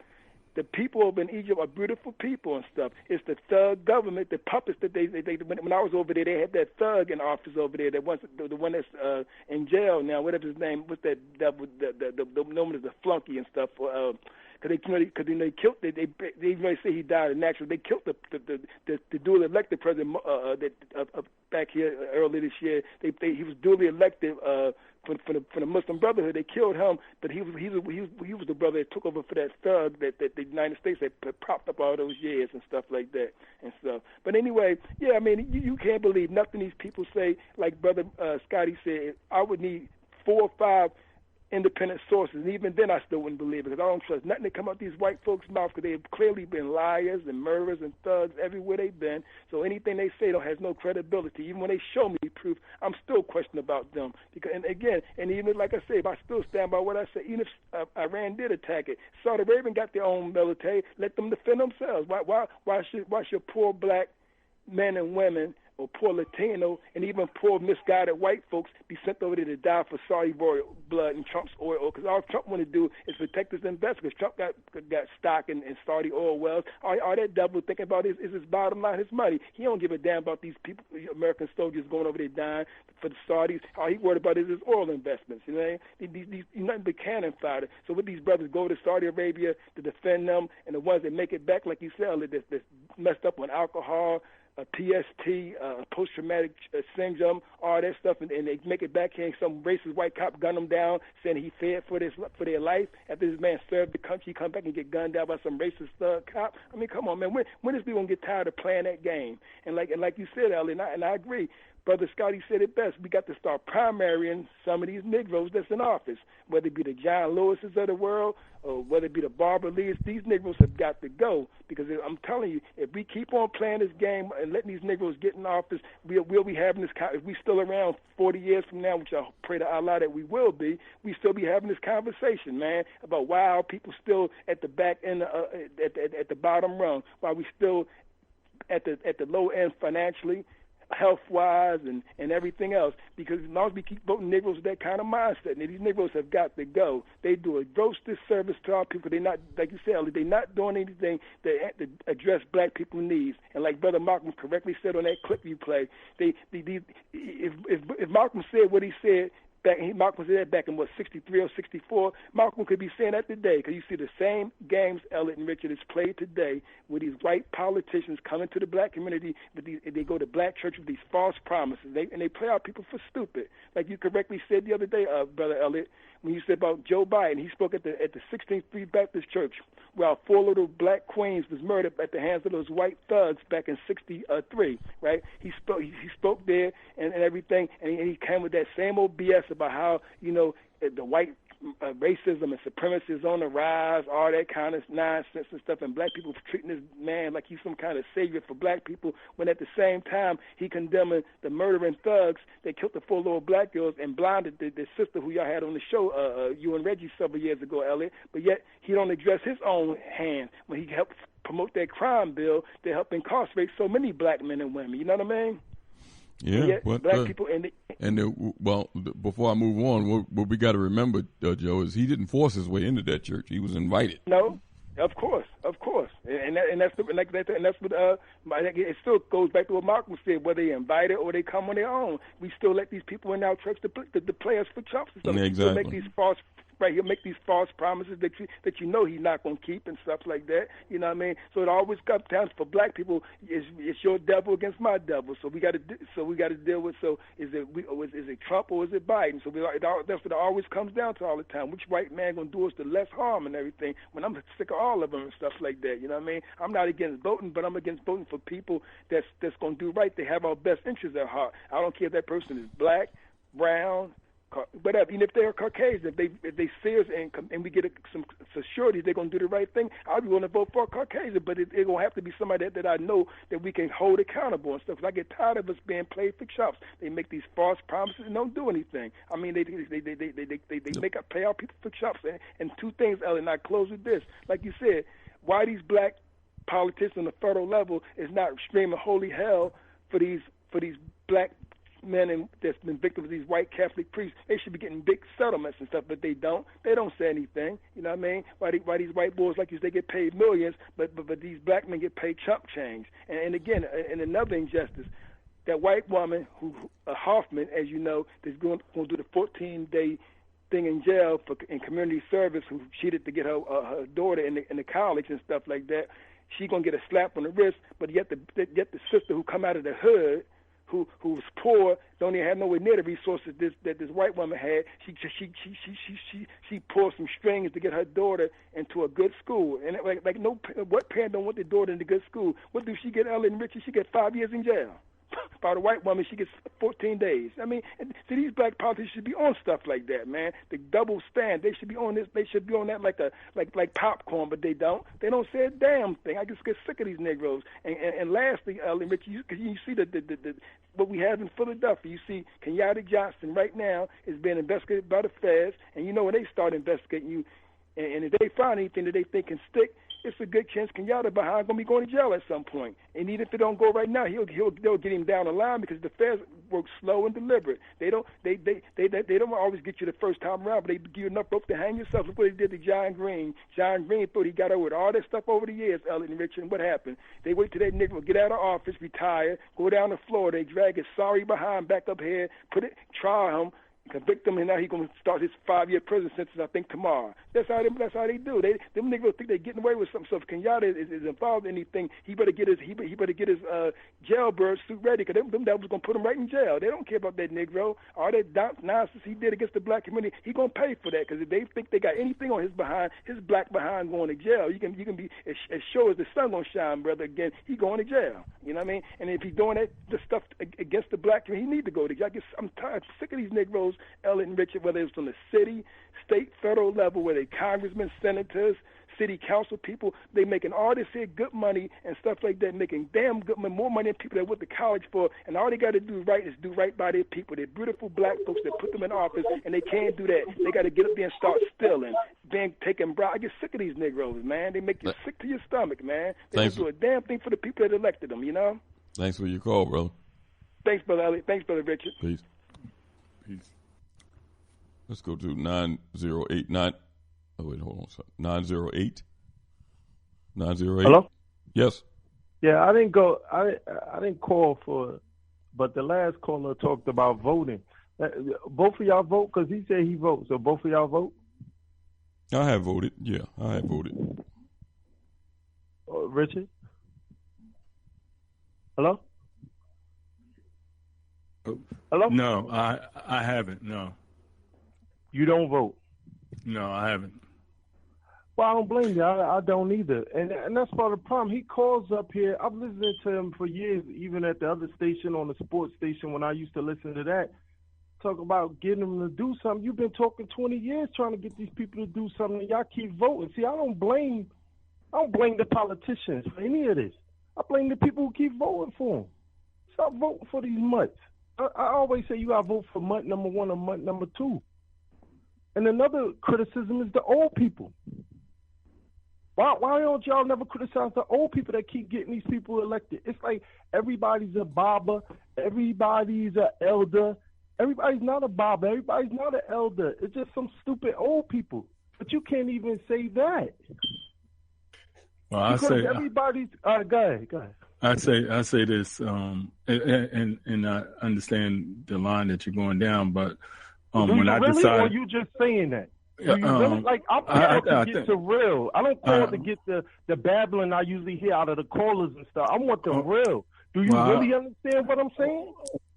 To the best of my ability, you have to determine. To the best of your ability, I'm more than able to explain myself. I don't mind explaining myself more to make you fully understand. You have to determine that, but that wasn't. I know what I'm saying. I know whether I understand what you're saying. Whether I understand what you're saying, and in order for you to know whether I understand, you have to listen to me to see if I understand what you're saying. Then you can let me know that I don't. But that's why I preface that, which may be wrong, but that's the way to let you know that I'm willing to be, clarified if I misunderstand you. But my point was that when I decided that I wasn't voting, when I come out of the Vietnam era. So, and when I came back to Philadelphia, my thinking was Philadelphia should be a black city and should be controlled as a black city. And then my learning process was to understand how the city politics work. And then in doing that, what I did was say that, well, look, as you're saying, we have to organize, and this city is done by divisions and wards. You have to organize around that. And what I found is I wasn't voting unless we that we organized came together and we voted as a block. That was the understanding I came to. As I got involved in the electoral politics, the party politics within the city, and I know now and continuing to study that the party politics expands not just in Philadelphia but in other cities too. What I realized is that you have to have power to organize from a power. Because you got to be a gang member, right? You got to have oath to the gang member.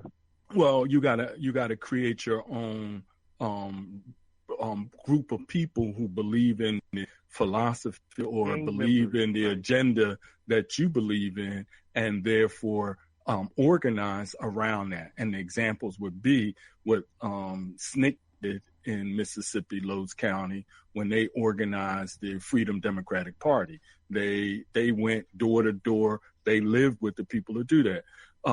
And what I found for me, I didn't have that kind of personal strength and tenacity. But young, older people who are older now, and I would be considered one of them older people now, when they were participating in the 60s and 70s, they were thinking that the people that they were putting in place were going to look out for their interests. Now, we're living our lives too, so I'll end there. But the point that I want to hopefully align with what you're thinking, is that organizing our folks is not an easy task. And you cannot just, you personally believe, enunciate, and espouse your belief, and getting out there and actually living day to day. And I worked with the Panthers that was in our community. I worked with the, as I said, I'm a UNIA member. I worked with the Pan-Africanists that was in our community. And I'm talking about people who were from the 40s. Here I'm in the 70s.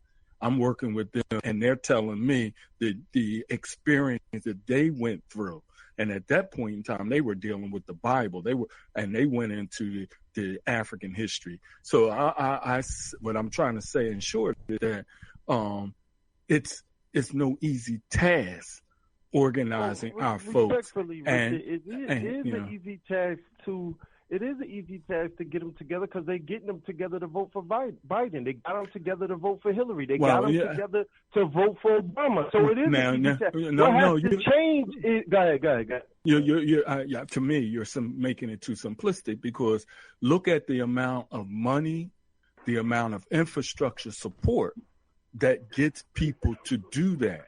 I mean, when we let's use the gang robbery is you talking about gang robbery. Let's talk in realness. Gang that's robbery, right? Robbing people to vote with T-shirts and cookouts and steak. They had steak this weekend. A couple of weeks ago, they had a fish fry.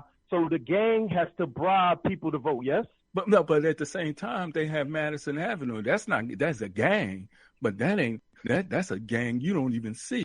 Them guys get paid $80, $90, $100, $200,000 a year to put things in our mind to where those fish fries and those steaks you talk about, that they align with that. That's happening. That's where I want to go with what you said right there. That goes back to black media. Now, all black media are integrationists. Now, I know you two is going to defend this platform, but I've seen the guy who runs this platform on the internet, on Twitter. I'm not on Twitter, don't have an account, but I do go on Twitter to see what's going on. I've seen him on the accounts of Sandy Darity. I've seen him on accounts of Yvette Carnell, and I've seen him on account of Antonio Moore. All black platforms are integrationists. So instead of people stepping up... So wait, hold on a second. So you're saying that this program that you on is integration? No, I said the platform. See, you putting words in my mouth to start problems. I'm coming in here calm just to have a conversation. Time for an Awakening is a platform. No, I'm talking about the platform is on. Time for an Awakening is a platform. Listen. Time for an Awakening is a platform that's a partner with the Black Talk Radio Network. So I know people at the Black Talk Radio Network in leadership and in ownership of the Black Talk Radio Network. I didn't want to go there, but listen. Warren Ballentine is on your radio show, right? Have you ever talked to Warren on your platform? As you said, I talked to Warren. Okay, I've talked to him plenty of times too. I've been talking to him the last 10, 11 years when he was on radio. You know what? Do you know his background? What does that have to do with what you're talking about? No, because I'm talking about black platforms. You made a statement that all black radio. You jump in to get nasty. That's what are you talking about? Get nasty. You just mentioned. You jump in to get nasty. You just mentioned that all black radio is integrationist.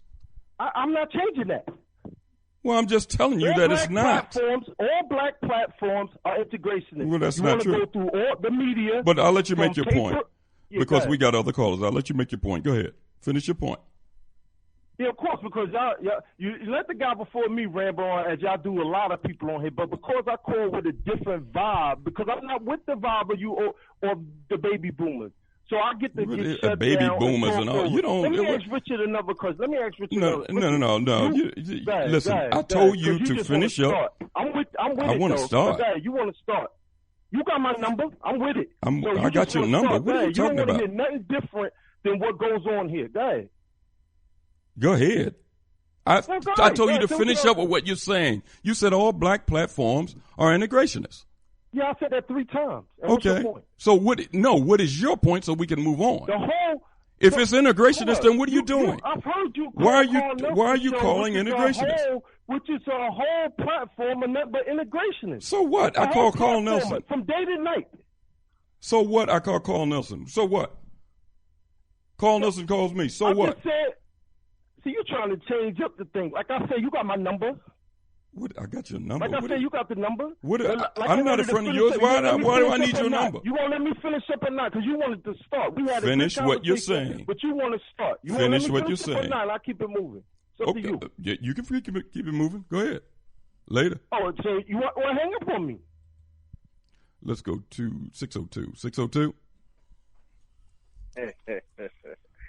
All people frustrated. Yeah, well, listen. Brother Marcus, there's nothing wrong with our people being frustrated. We know that our people are frustrated, but channel that frustration and do something about it. You can't just keep talking, running your mouth. You got to get out here and do something about it. Now, he just complained about people voting and voting. We've had countless programs on this platform, as he says, of independent black parties in different cities around this country that is trying to organize people around candidates that the community produces. The Black is Back Coalition, the 1 million conscious black voters and contributors, the New African People's Party, the Umoja Party. It's several parties that's been on here. What's the one out of Jackson? Brother Ramsey and going for just taking the other, another step. Taking action. Now, he wasn't advocating no political party, but he was talking about taking action based on the rights of our people being here. It's too many things that we can get involved in besides just talk. This is not a tennis match where you just sit and your head goes back and forth. This is serious business. Now, we got a platform here where we put out information on what's going on. And we put out information where people can get involved in trying to change the dynamic. You're not going to change nothing by just talking about it. Because these people that have been sworn enemies of our community, they do more than talk. They take action. Yep. So much of our people, some of our people always looking for a white savior, and then we have, I don't think it's leadership our people really want, I think it's drivership. I think we have to get behind our people and push them in the right direction. Because, our people get rewarded for bad behavior here. You see, they get rewarded for bad behavior. That's why the black politicians do what he do, because there is no repercussion for him. There is no retribution. You see, so he get rewarded by the system for bad behavior. All our traitors die of old age. There is no penalties for them. So, unless there is some penalty for the black politician that sell out black people, it's going to continue. It's going to continue. You see, we have to take this thing up a notch. And they talk about love is the universal language. Hell no, it's pain. Okay, you don't do what the hell I say, you're going to be some pain attached to it. You see, so unless we get to that point, it's going to be futility. You see? But in reference to what you started the program out with Iraq and Iran, and you see, they had a long-term plan for Iran, you know. Mm-hmm. Because first they moved in Afghanistan and the east, you see, and then they moved to Iraq and the west. So they have Iran in a sandwich. They have them in a sandwich, and they go strike them. We know they ain't gonna let them people get no nuclear weapon. You see, so they go. It's coming, okay. It's but what they have to remember: Iran is not Iraq and Afghanistan. So you know they may be getting into a hornet's nest. Cause them Persians, you know, they have a long history. Them Persians, you see? But as far as you know, in those countries, you know, you have black people residing also, you know, and they catching hell in those countries. Mm-hmm. You see, so we have to keep that in mind too. In Iraq, you have a black population that's living in squalor. I'm quite sure in Iran there is also black people living in squalor. So, you know, I really don't care what they man do to them. See what I'm saying? Because they don't have a good history when it comes to us as black people. Now, in reference to Africa now, and really, I am convinced that when we ain't gonna solve our problem here in America, because it's not for lack of trying, you know. Our people have tried in this country. We you know, and our history has demonstrated that. You see, but this is a prison for black people. America is a prison. You see, the food you eat and the water we drink, we don't control this. You see? So they could poison you out. They could, what they did in Flint, Michigan, other communities, put lead in the water. So they could poison us. Okay? You're trying to talk to them. Look, you know, the educational system miseducate black people, turn us against ourselves. Okay, an inspiring curriculum that turn us against each other. The medical system, you go to the doctor tell you, Richard Elliott, you know you need major surgery. You don't know. You know, the doctor say, you know, you need stents, you need this, you need that. They benefit from it. They have a medical system that rewards the doctor to you know, meditate you. You know what I'm saying? Yeah, evidently we have no protection from the police. We can't go to the police for protection because they're the ones killing us. So this is prison. You are in prison here. So how you going to reform yourself in prison? Really? How you going to reform the prison? You know, you have to escape from the prison or do something else to the prison. Okay? But you can't reform yourself in prison. 400 years is enough to know. It's not a lack of trying. Our people have tried, but every move we make, they make other moves because they have the power in this society. They are in control. So unless we're talking about... And Brother Marcus, they're organized also. And we're, in some cases, especially on major issues, disorganized. And a lot of that disorganization is caused by other forces. They make sure that you stay disorganized. Exactly. But listen, I don't have no problem with what you're saying about, you know, our people need to do something different. And we have a whole continent that life has stemmed from, that our foreparents have been brought from. But in order for us to develop a smooth transition, harmonious relationship, or however you want to term it, it's going to have to be, and it might not have to start that way, but it's going to eventually have to end up political. It has to. Leadership there in the continent is just as corrupt as leadership here, and I'm talking about black leadership. Exactly. and they have to be removed, just like the black leadership here that's corrupt. So we can't avoid. Some of our people might want to avoid the conversation of politics. And believe me, when I talk, and me and Richard talk about politics, we're not talking about it from this type of game that we see being played on our people, Democrat, Republican, and this, that, and the other. I'm talking about it from an independent political viewpoint, that we have to develop conscious leadership that has our people in mind, foremost and uttermost. That way you can develop relationships with the islands, with the continent, with other areas, and it'll be harmonious. But the continent has to be strong first.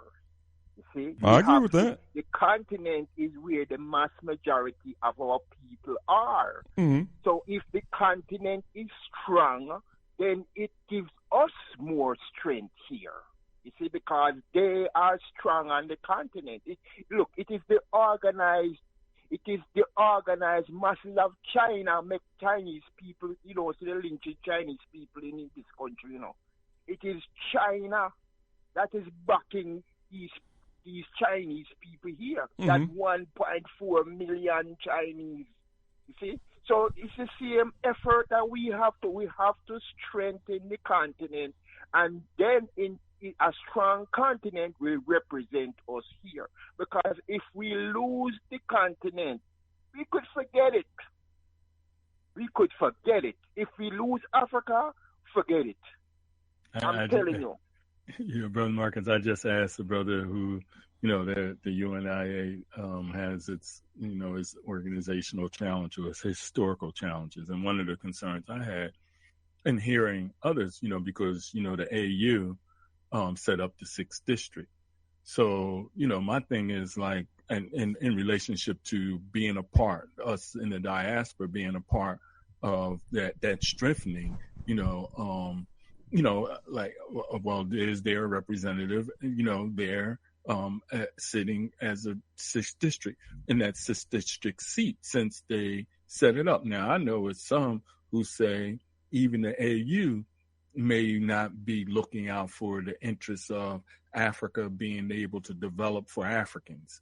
I'm not sure yet, but, that's what we have to work through to find out where is the legitimate infrastructure that will strengthen Africa for the Africans and be clear so that we can be able to move and do our politics, do our policy, and do our governance from that vantage point. But when I don't even hear us wanting to take advantage of that policy, or at least the delegation seat that is presented out of the AU for those of us in the diaspora, even to be that conscious for them that you ain't looking out for Africa as a continent or African people, then I'm still, questioning, are we serious? And I don't know if that makes sense, but that's, it makes sense. It makes sense. But our relationship, we have to develop a relationship with the people. Mm-hmm. I agree. Our people, the masses of the people. We know the leadership. They are flunkies. See? So we have to get to the masses of the people and agitate our people. See? Because that's where the strength lies, you know what I'm saying?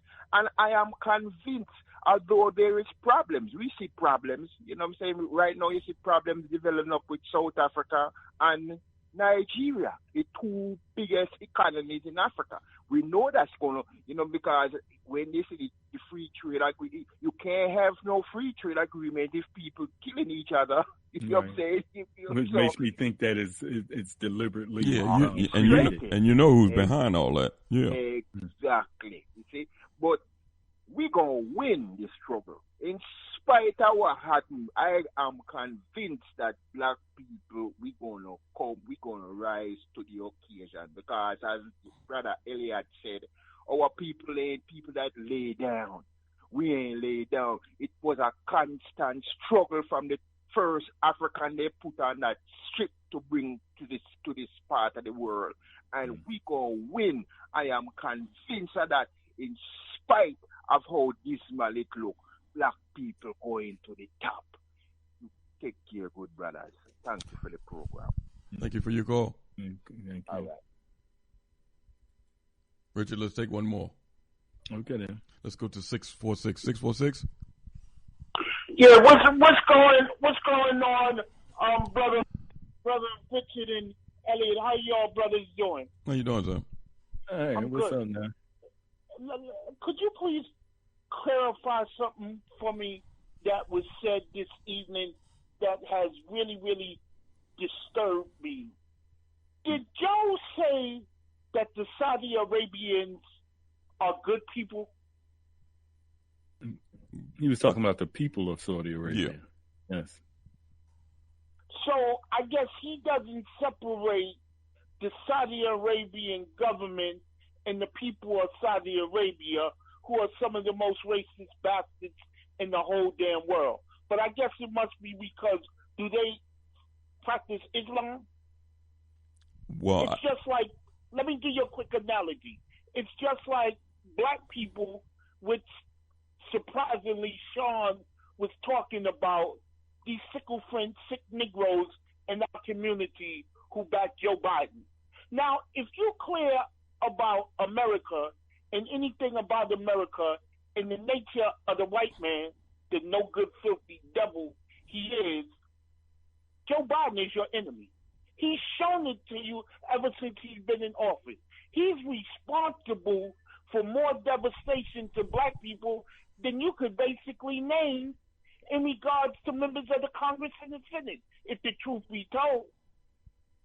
I mean, if you really look at it in all honesty, the things that bastard's done, it ain't no way anybody in their right black mind should ever vote for that piece of garbage. But because he was, I guess, the left or the right-hand man of Obama, he's acceptable to dumb Negroes. Dumb, sick Negroes who are basically the reason why we're in the condition that we're in, because they can't seem to get it together and identify who the hell our enemy is. Or we can't get it together to nullify the power they have over us. If I put myself in the same context that you're in, because if they are supporting that person and that person is not only affecting them negatively, but affecting us negatively, and they continue to support that person, our issue to me is not about what they're doing. It's a question of, well, why haven't we been able to nullify what their support is as it has effect on us? Well, Malcolm told us that we sick. Malcolm told us that because this is a classic example of we sick, boss. There's nothing more clearer. Now, but you're still talking about them, though. I'm talking about I'm not in that equation. Right, that's what I'm saying. That's what I'm saying. In that equation, and that's what I'm saying. Minority. Yeah, what I'm saying in is, the discussion. What I'm saying is, those of us who are not in that equation are not powerful enough to prevent those who are in that equation from having an effect on us. No, that's not true. We just not collective enough to do it. We just don't know how to put forward the discussion, put forward the narrative. That's our biggest problem. We don't know how to put forward the necessary narrative to counterbalance what these people do. That's the problem. That's why the Democrats won't beat Trump, because they don't have the ability to counter-react his narrative. All of the things that this man has done is perfect examples of if you were able to honestly put forward the necessary narrative, it's no way he could win. I mean, you could, but we don't know how to articulate it, word it, express it, and put it out there. That's why we stay in this box. Well, let me mention this, Jay. We know how to word it and narrate it. But the thing is this. See, media is very powerful. Very powerful. It's a powerful tool. And the use of media. When the United States want to go into countries and disrupt them, one of the first things they do is knock out communications. Right. Our communications here is vital. That's one reason why we try to utilize this program and others to disseminate information, at least to liberate the minds of our people so they can have the proper information. Whatever you do with that information is up to you or the individual. But at least you'll have the information to know at least what's going on, put it that way, to know what's really going on in the community with some of these politicians and the environment in general. Yeah, wait a minute. The people that have kept us in captivity for hundreds of years know the same thing. So they try to cut you off at the pass. And they try to cut you off by dictating people that are in front of you. See, early on, he didn't do that because he figured, well, these people are not going to organize. They're fresh out of enslavement, and we don't have to worry about them. But when he seen the moves our people was making, he went back and retooled his strategy. It's clear that he did. So now he makes sure that he keeps people in front of us that'll dictate another narrative that makes it tougher for people that want to really organize their community, politically or otherwise. So he has preachers, whether they Baptist, some of them Muslim, or whoever. They have religious leaders in front of you showing a different narrative. They definitely have politicians in front of you showing a different narrative. They have access to media. They have access to locations where they have functions to call you in and talk to you. They make sure that they put another narrative in front of the people that befuddles the information, that gives them, everything's all right. Not the picture that everything's all right, but this is the path to go to straighten it out. It's not that our people don't know. And I'm talking about people that really want to make a difference. But it's more difficult for them to organize because this man has organized ahead of you. And he's using other people like you to be offensive, and I'll use a football term, to be an offensive line. So it's not that our people our people are silly, we stupid, we can't get it right, you can't get right. No, it's not that. This man is shrewd in what he's doing. We got to be smarter. We got to be smarter than him. That's why everybody within the sound of my voice need to get involved with some organization. Get involved. If the brother that called up feels as though that Hoteppers or Babas or whatever has led us down the wrong path, then get involved in an organization where these Babas and Hoteppers are. Believe me, they want young people involved. You might not think they do, but they want young people involved. And I'm just talking to him facetiously if he's still listening. Get involved in some of these organizations.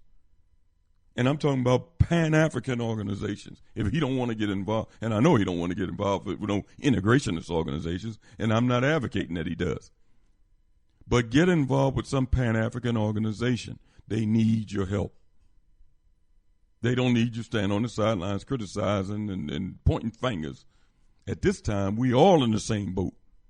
We need each other's help. Well, it don't seem like people realize that we truly are all in the same boat when you can make, subjective statements about Saudi Arabian people who those so-called good individuals were the ones who well, that's what I mean. Listen, that was his opinion. I don't agree. For 9/11. That was his opinion. I don't agree with that. Yeah, I don't agree because some of these people are in our communities.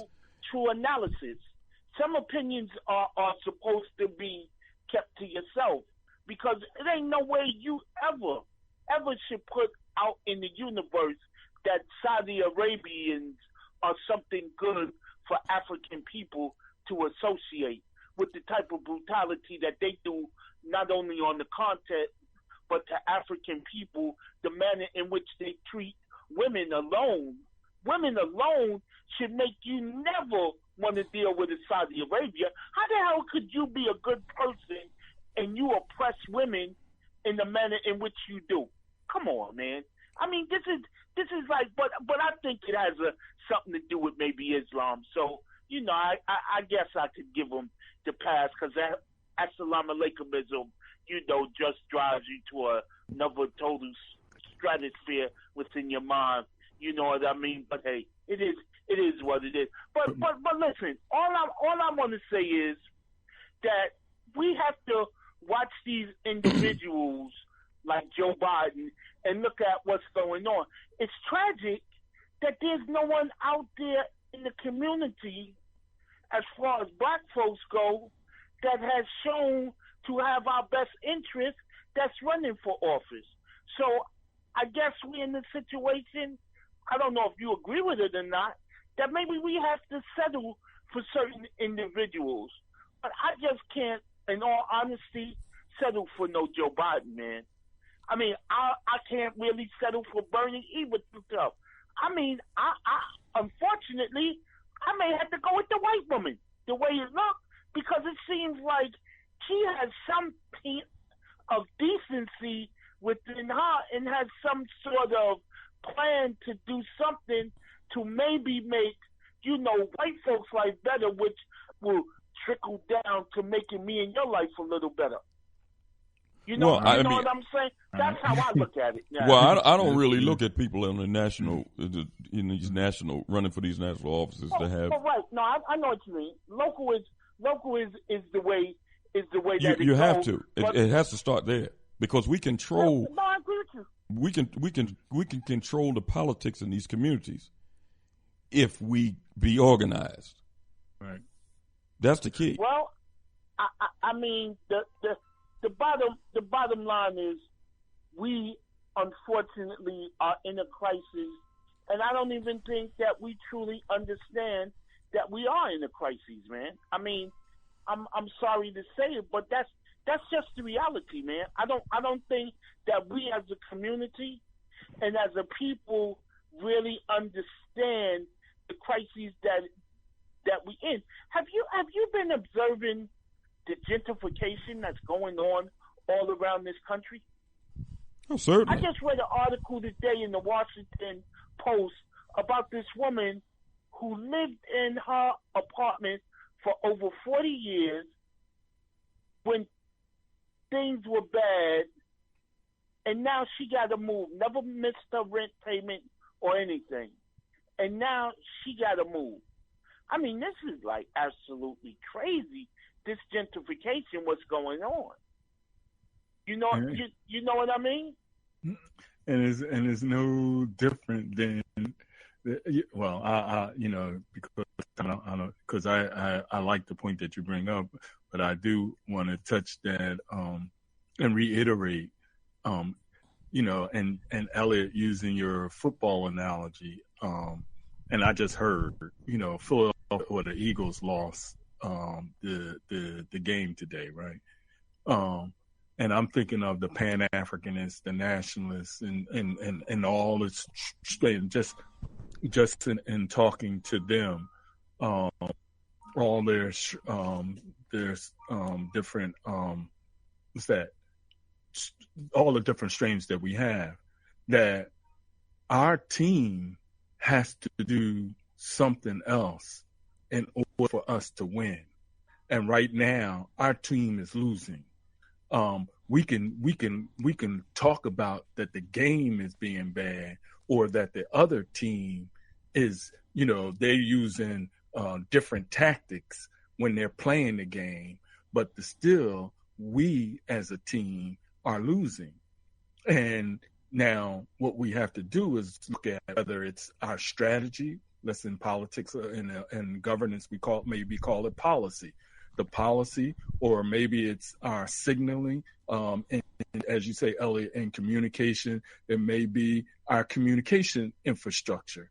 But it's something we have to look at and evaluate and say, what is it that we have to strengthen when we know we're the minority, and we're the underdogs?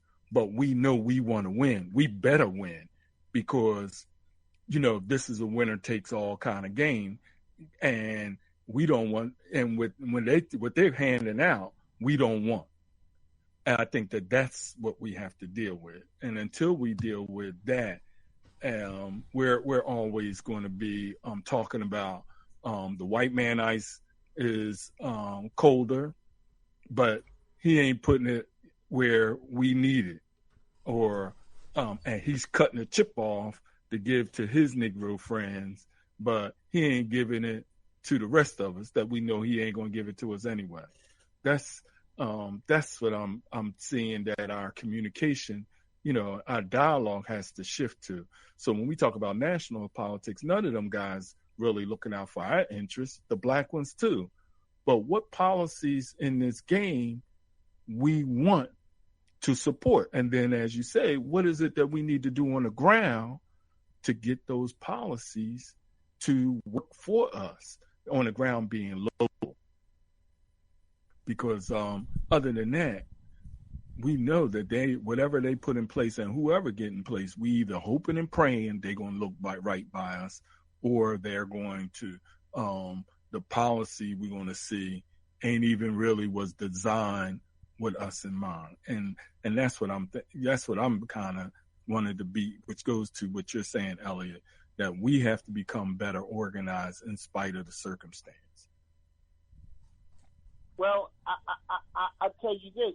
We better start paying close attention to what Fredo is doing in the devil's house, because, this whole thing with the tariffs that black folks seem to not be talking about or understanding is really about to hit the fan within a couple of months, because I've been noticing, man, prices are increasing.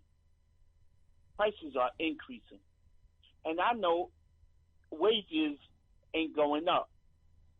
You know what I mean? I know people now are waking up to the fact that they losing money in their paychecks. So there's a lot of things happening in this country that for some reason we just not paying attention to. You know what I mean? Because to me, this whole thing with this Ukraine nonsense that the wingnut supposedly did, that sounds like his style. That sounds like something he would do. Because the reality is, in all truthfulness, once he's out of office, they go get him. Because there's too many open things in play with his money that are being eyeballed in a sense, and they just gonna do a number on him. He's gonna get done just like Manafort got done. Whenever he gets out of office, I'm clear that New York State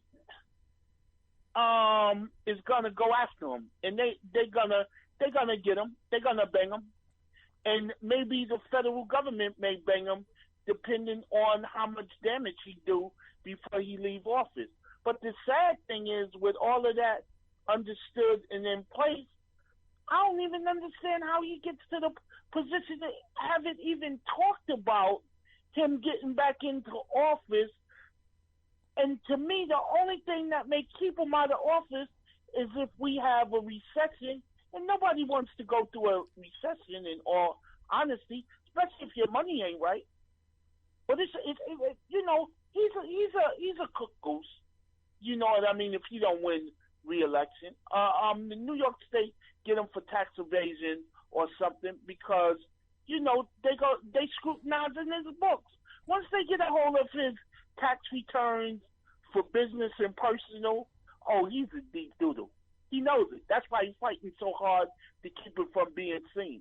And unfortunately, the thing that just boggles my mind in a sense is how the American public doesn't make the demand that the bastard shows it, with all that's going on and all that he's being accused of.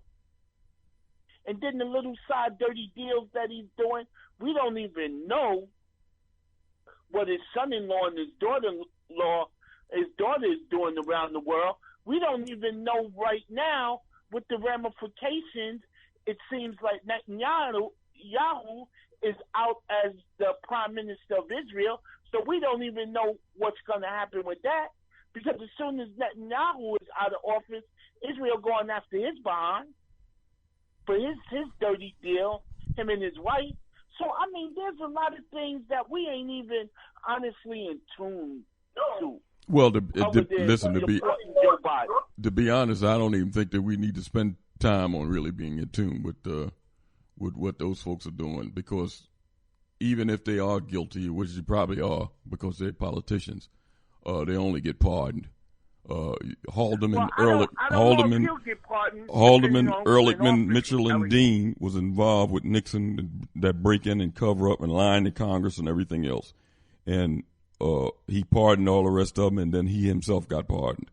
Ollie North lied to Congress, subverted, brought drugs into the black community and everything else. And all his cohorts, Bush, Reagan, all of them knew it, was party to it, and nothing happened to any of them. So it doesn't really matter as far as it's him. I mean, they know this. Every week something comes out where this guy is doing something that's an impeachable offense, and they never impeach him. Is it not amazing? Well, no, but it's not amazing to me. Gets me is it's amazing. Yeah, it's not amazing to me. You've never seen this type of behavior. No, Elliot, let's be honest. Now, I think we all have a little understanding of presidential history. We have never seen anything like this character in the White House. Nixon wasn't as bad as he was. Reagan wasn't as bad as he was. It's clear to me. It's clear to me why they don't want to come after him like you suggesting that they do, and it ought to be clear to you why. The stakes is greater, as I perceive it now. And I mean, before World War I, before World War II, there was no Anglo-Saxon country that was a global empire. You know, they had. I mean, England had it was an empire in relationship to its colonies, but this financial system didn't expand the globe.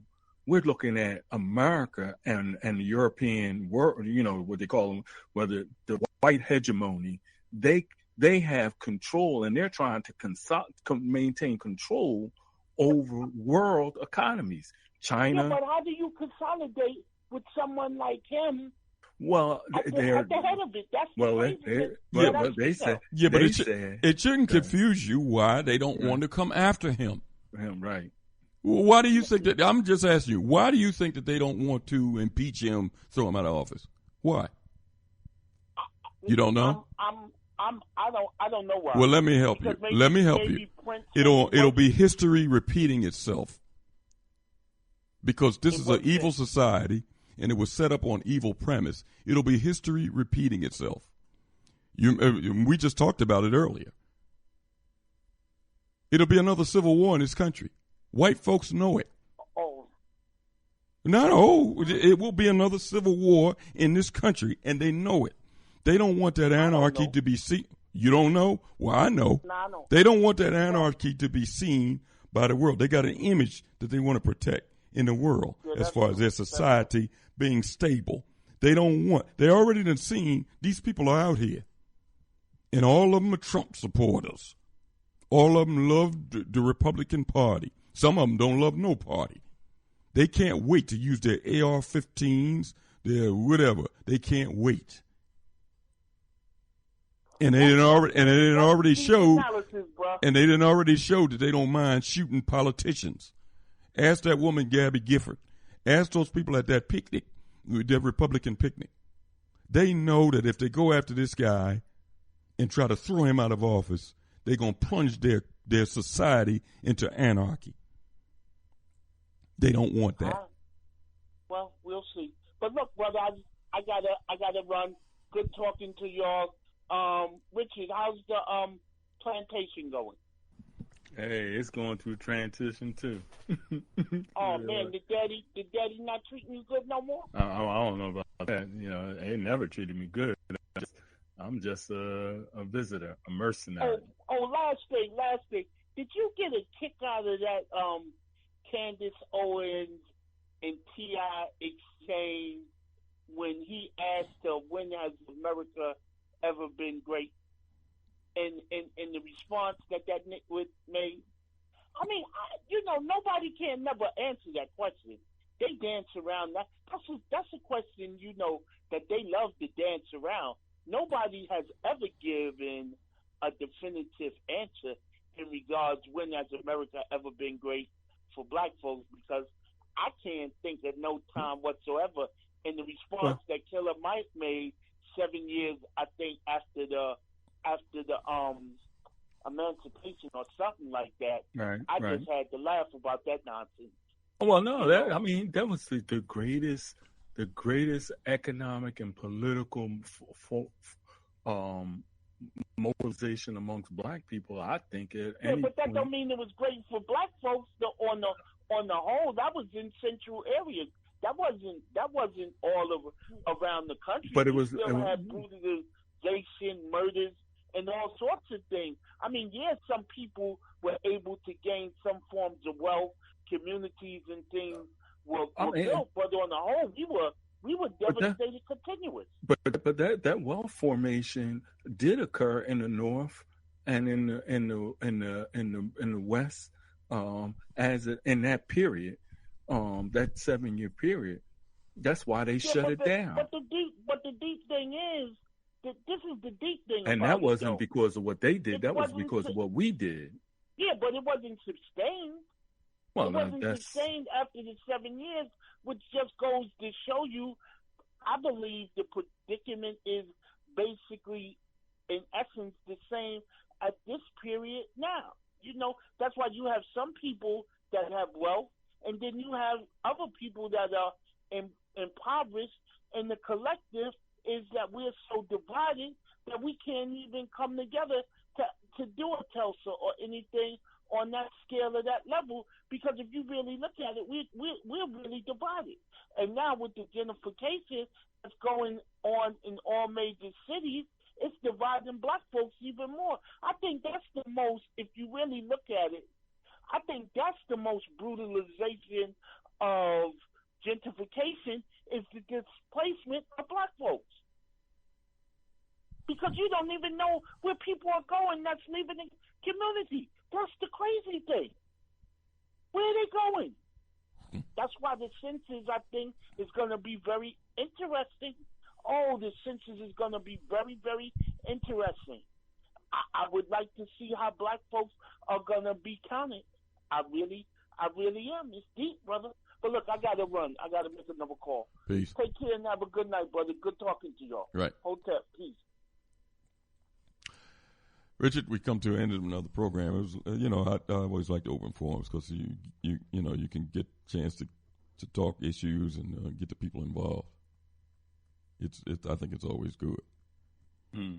And hopefully, the brother they called, I assume he's a young brother. They called that he gets involved. I like when he calls, but please get involved. We need men that can think on with a clear head and to be able to analyze situations. Everybody need to be involved, whether they can think or they can't. They can do something. That's it. Yeah, they can do something. Some people back when they had movements back in the day, people might have had jobs or whatever, and they was afraid for their jobs because they had to feed their families. In that case, then they can do other things behind the scenes. But everybody can do something. That's the thing. Other people, they can kind of have the freedom to move around and to organize better. That's a skill, period. Let me say this, Richard. You was talking about organizing, which is a key. But that's a skill, man. And I know that you know that by going out here, being involved in different organizations and seeing different groups. Personally, I believe you have an organizing skill because I've observed you among different groups. And you move around to different groups, and they all seem to respect you. And that's a key, man. To me, that is. And I'm not trying to stroke you. I'm just saying that I think that you have that skill to be able to organize people. That's a talent and a skill. Everybody don't have that. But I think we need more people to, you don't know whether you have that or not unless you get out there and start trying to get involved with organizations. You don't know that skill, whether you have that skill or not. That's true. So I would advise everybody to get involved. Everybody can do something. It's plenty of information out here. It's plenty of outlets that's not integrationist outlets that try to put information out here for our people to analyze and see what's really going on. Then once you have the information, you know what you're going to do with it. That's the next thing. Before we leave tonight, I just want to give the lineup. Mondays, Wednesdays, and Fridays from 11 a.m. to 1 p.m. African Perspectives with Brother Oshi. Always interesting conversation on African Perspectives, and that's Mondays, Wednesdays, and Fridays from 11 a.m. to 1 p.m. From 1 to 3, Black People's Matrix, and that's from Monday and Wednesday from 1 to 3 on Time for an Awakening Media from 6 to 8 on Mondays. Acres of Diamonds with Brother Jihad Ahmed, and that's from 6 to 8 on Time for an Awakening. From 9 to 10 every first and third Monday, Conversation Reparations, the N-Cobra program from 9 to 10 on Time for an Awakening, and then Mondays through Fridays from 10 to 12, the Warren Ballantine rebroadcast on Time for an Awakening Media. On Tuesday, Black Reality Think Tank with Dr. William Rogers from 8 to 10 on Time for an Awakening Media. On Wednesday, Revive with Sister POC from 8 to 10 on Time for an Awakening Media. On Thursday, Relationships with Joy and Troy from 7 to 8 on Time for an Awakening. And on Fridays, Time for an Awakening is back from 8 to 10 on Time for an Awakening Media. I want to thank everybody for listening to the program this evening. Lively discussion, as always, and we'll be back on Friday, Lord willing, to continue on this path towards an awakening. Peace.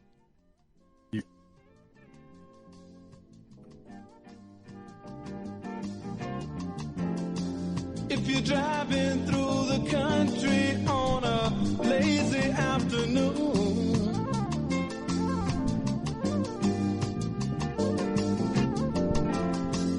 or you're watching your children playing after school,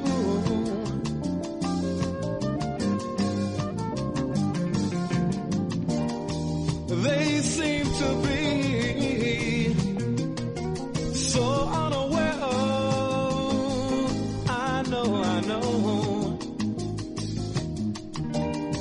the things that they'll soon have to take care of.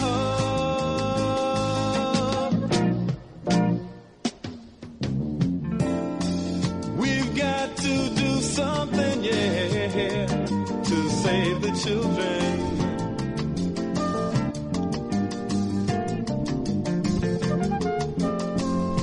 Soon it will be their turns to try and save the world.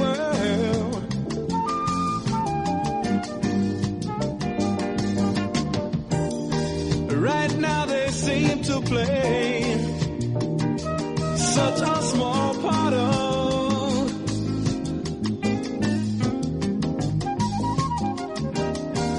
the things that they'll soon be right at the heart of.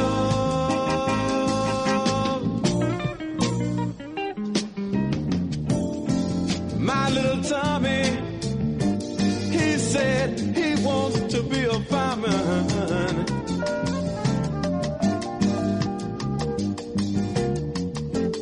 And little Mary, she said she got to teach school.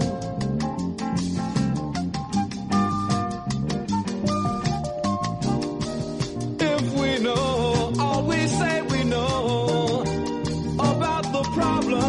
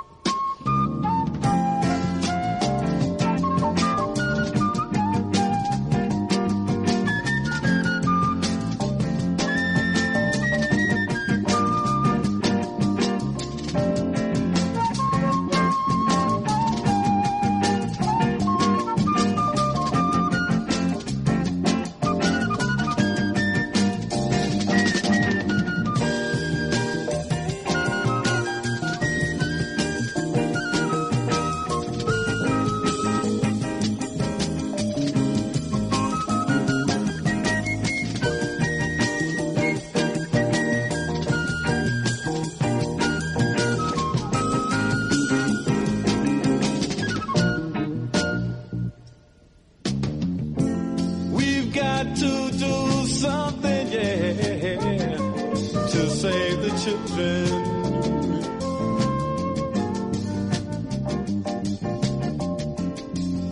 Soon it will be their turns to try and save the world.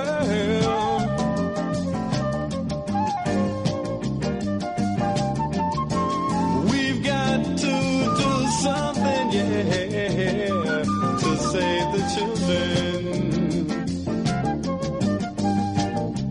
To save the children.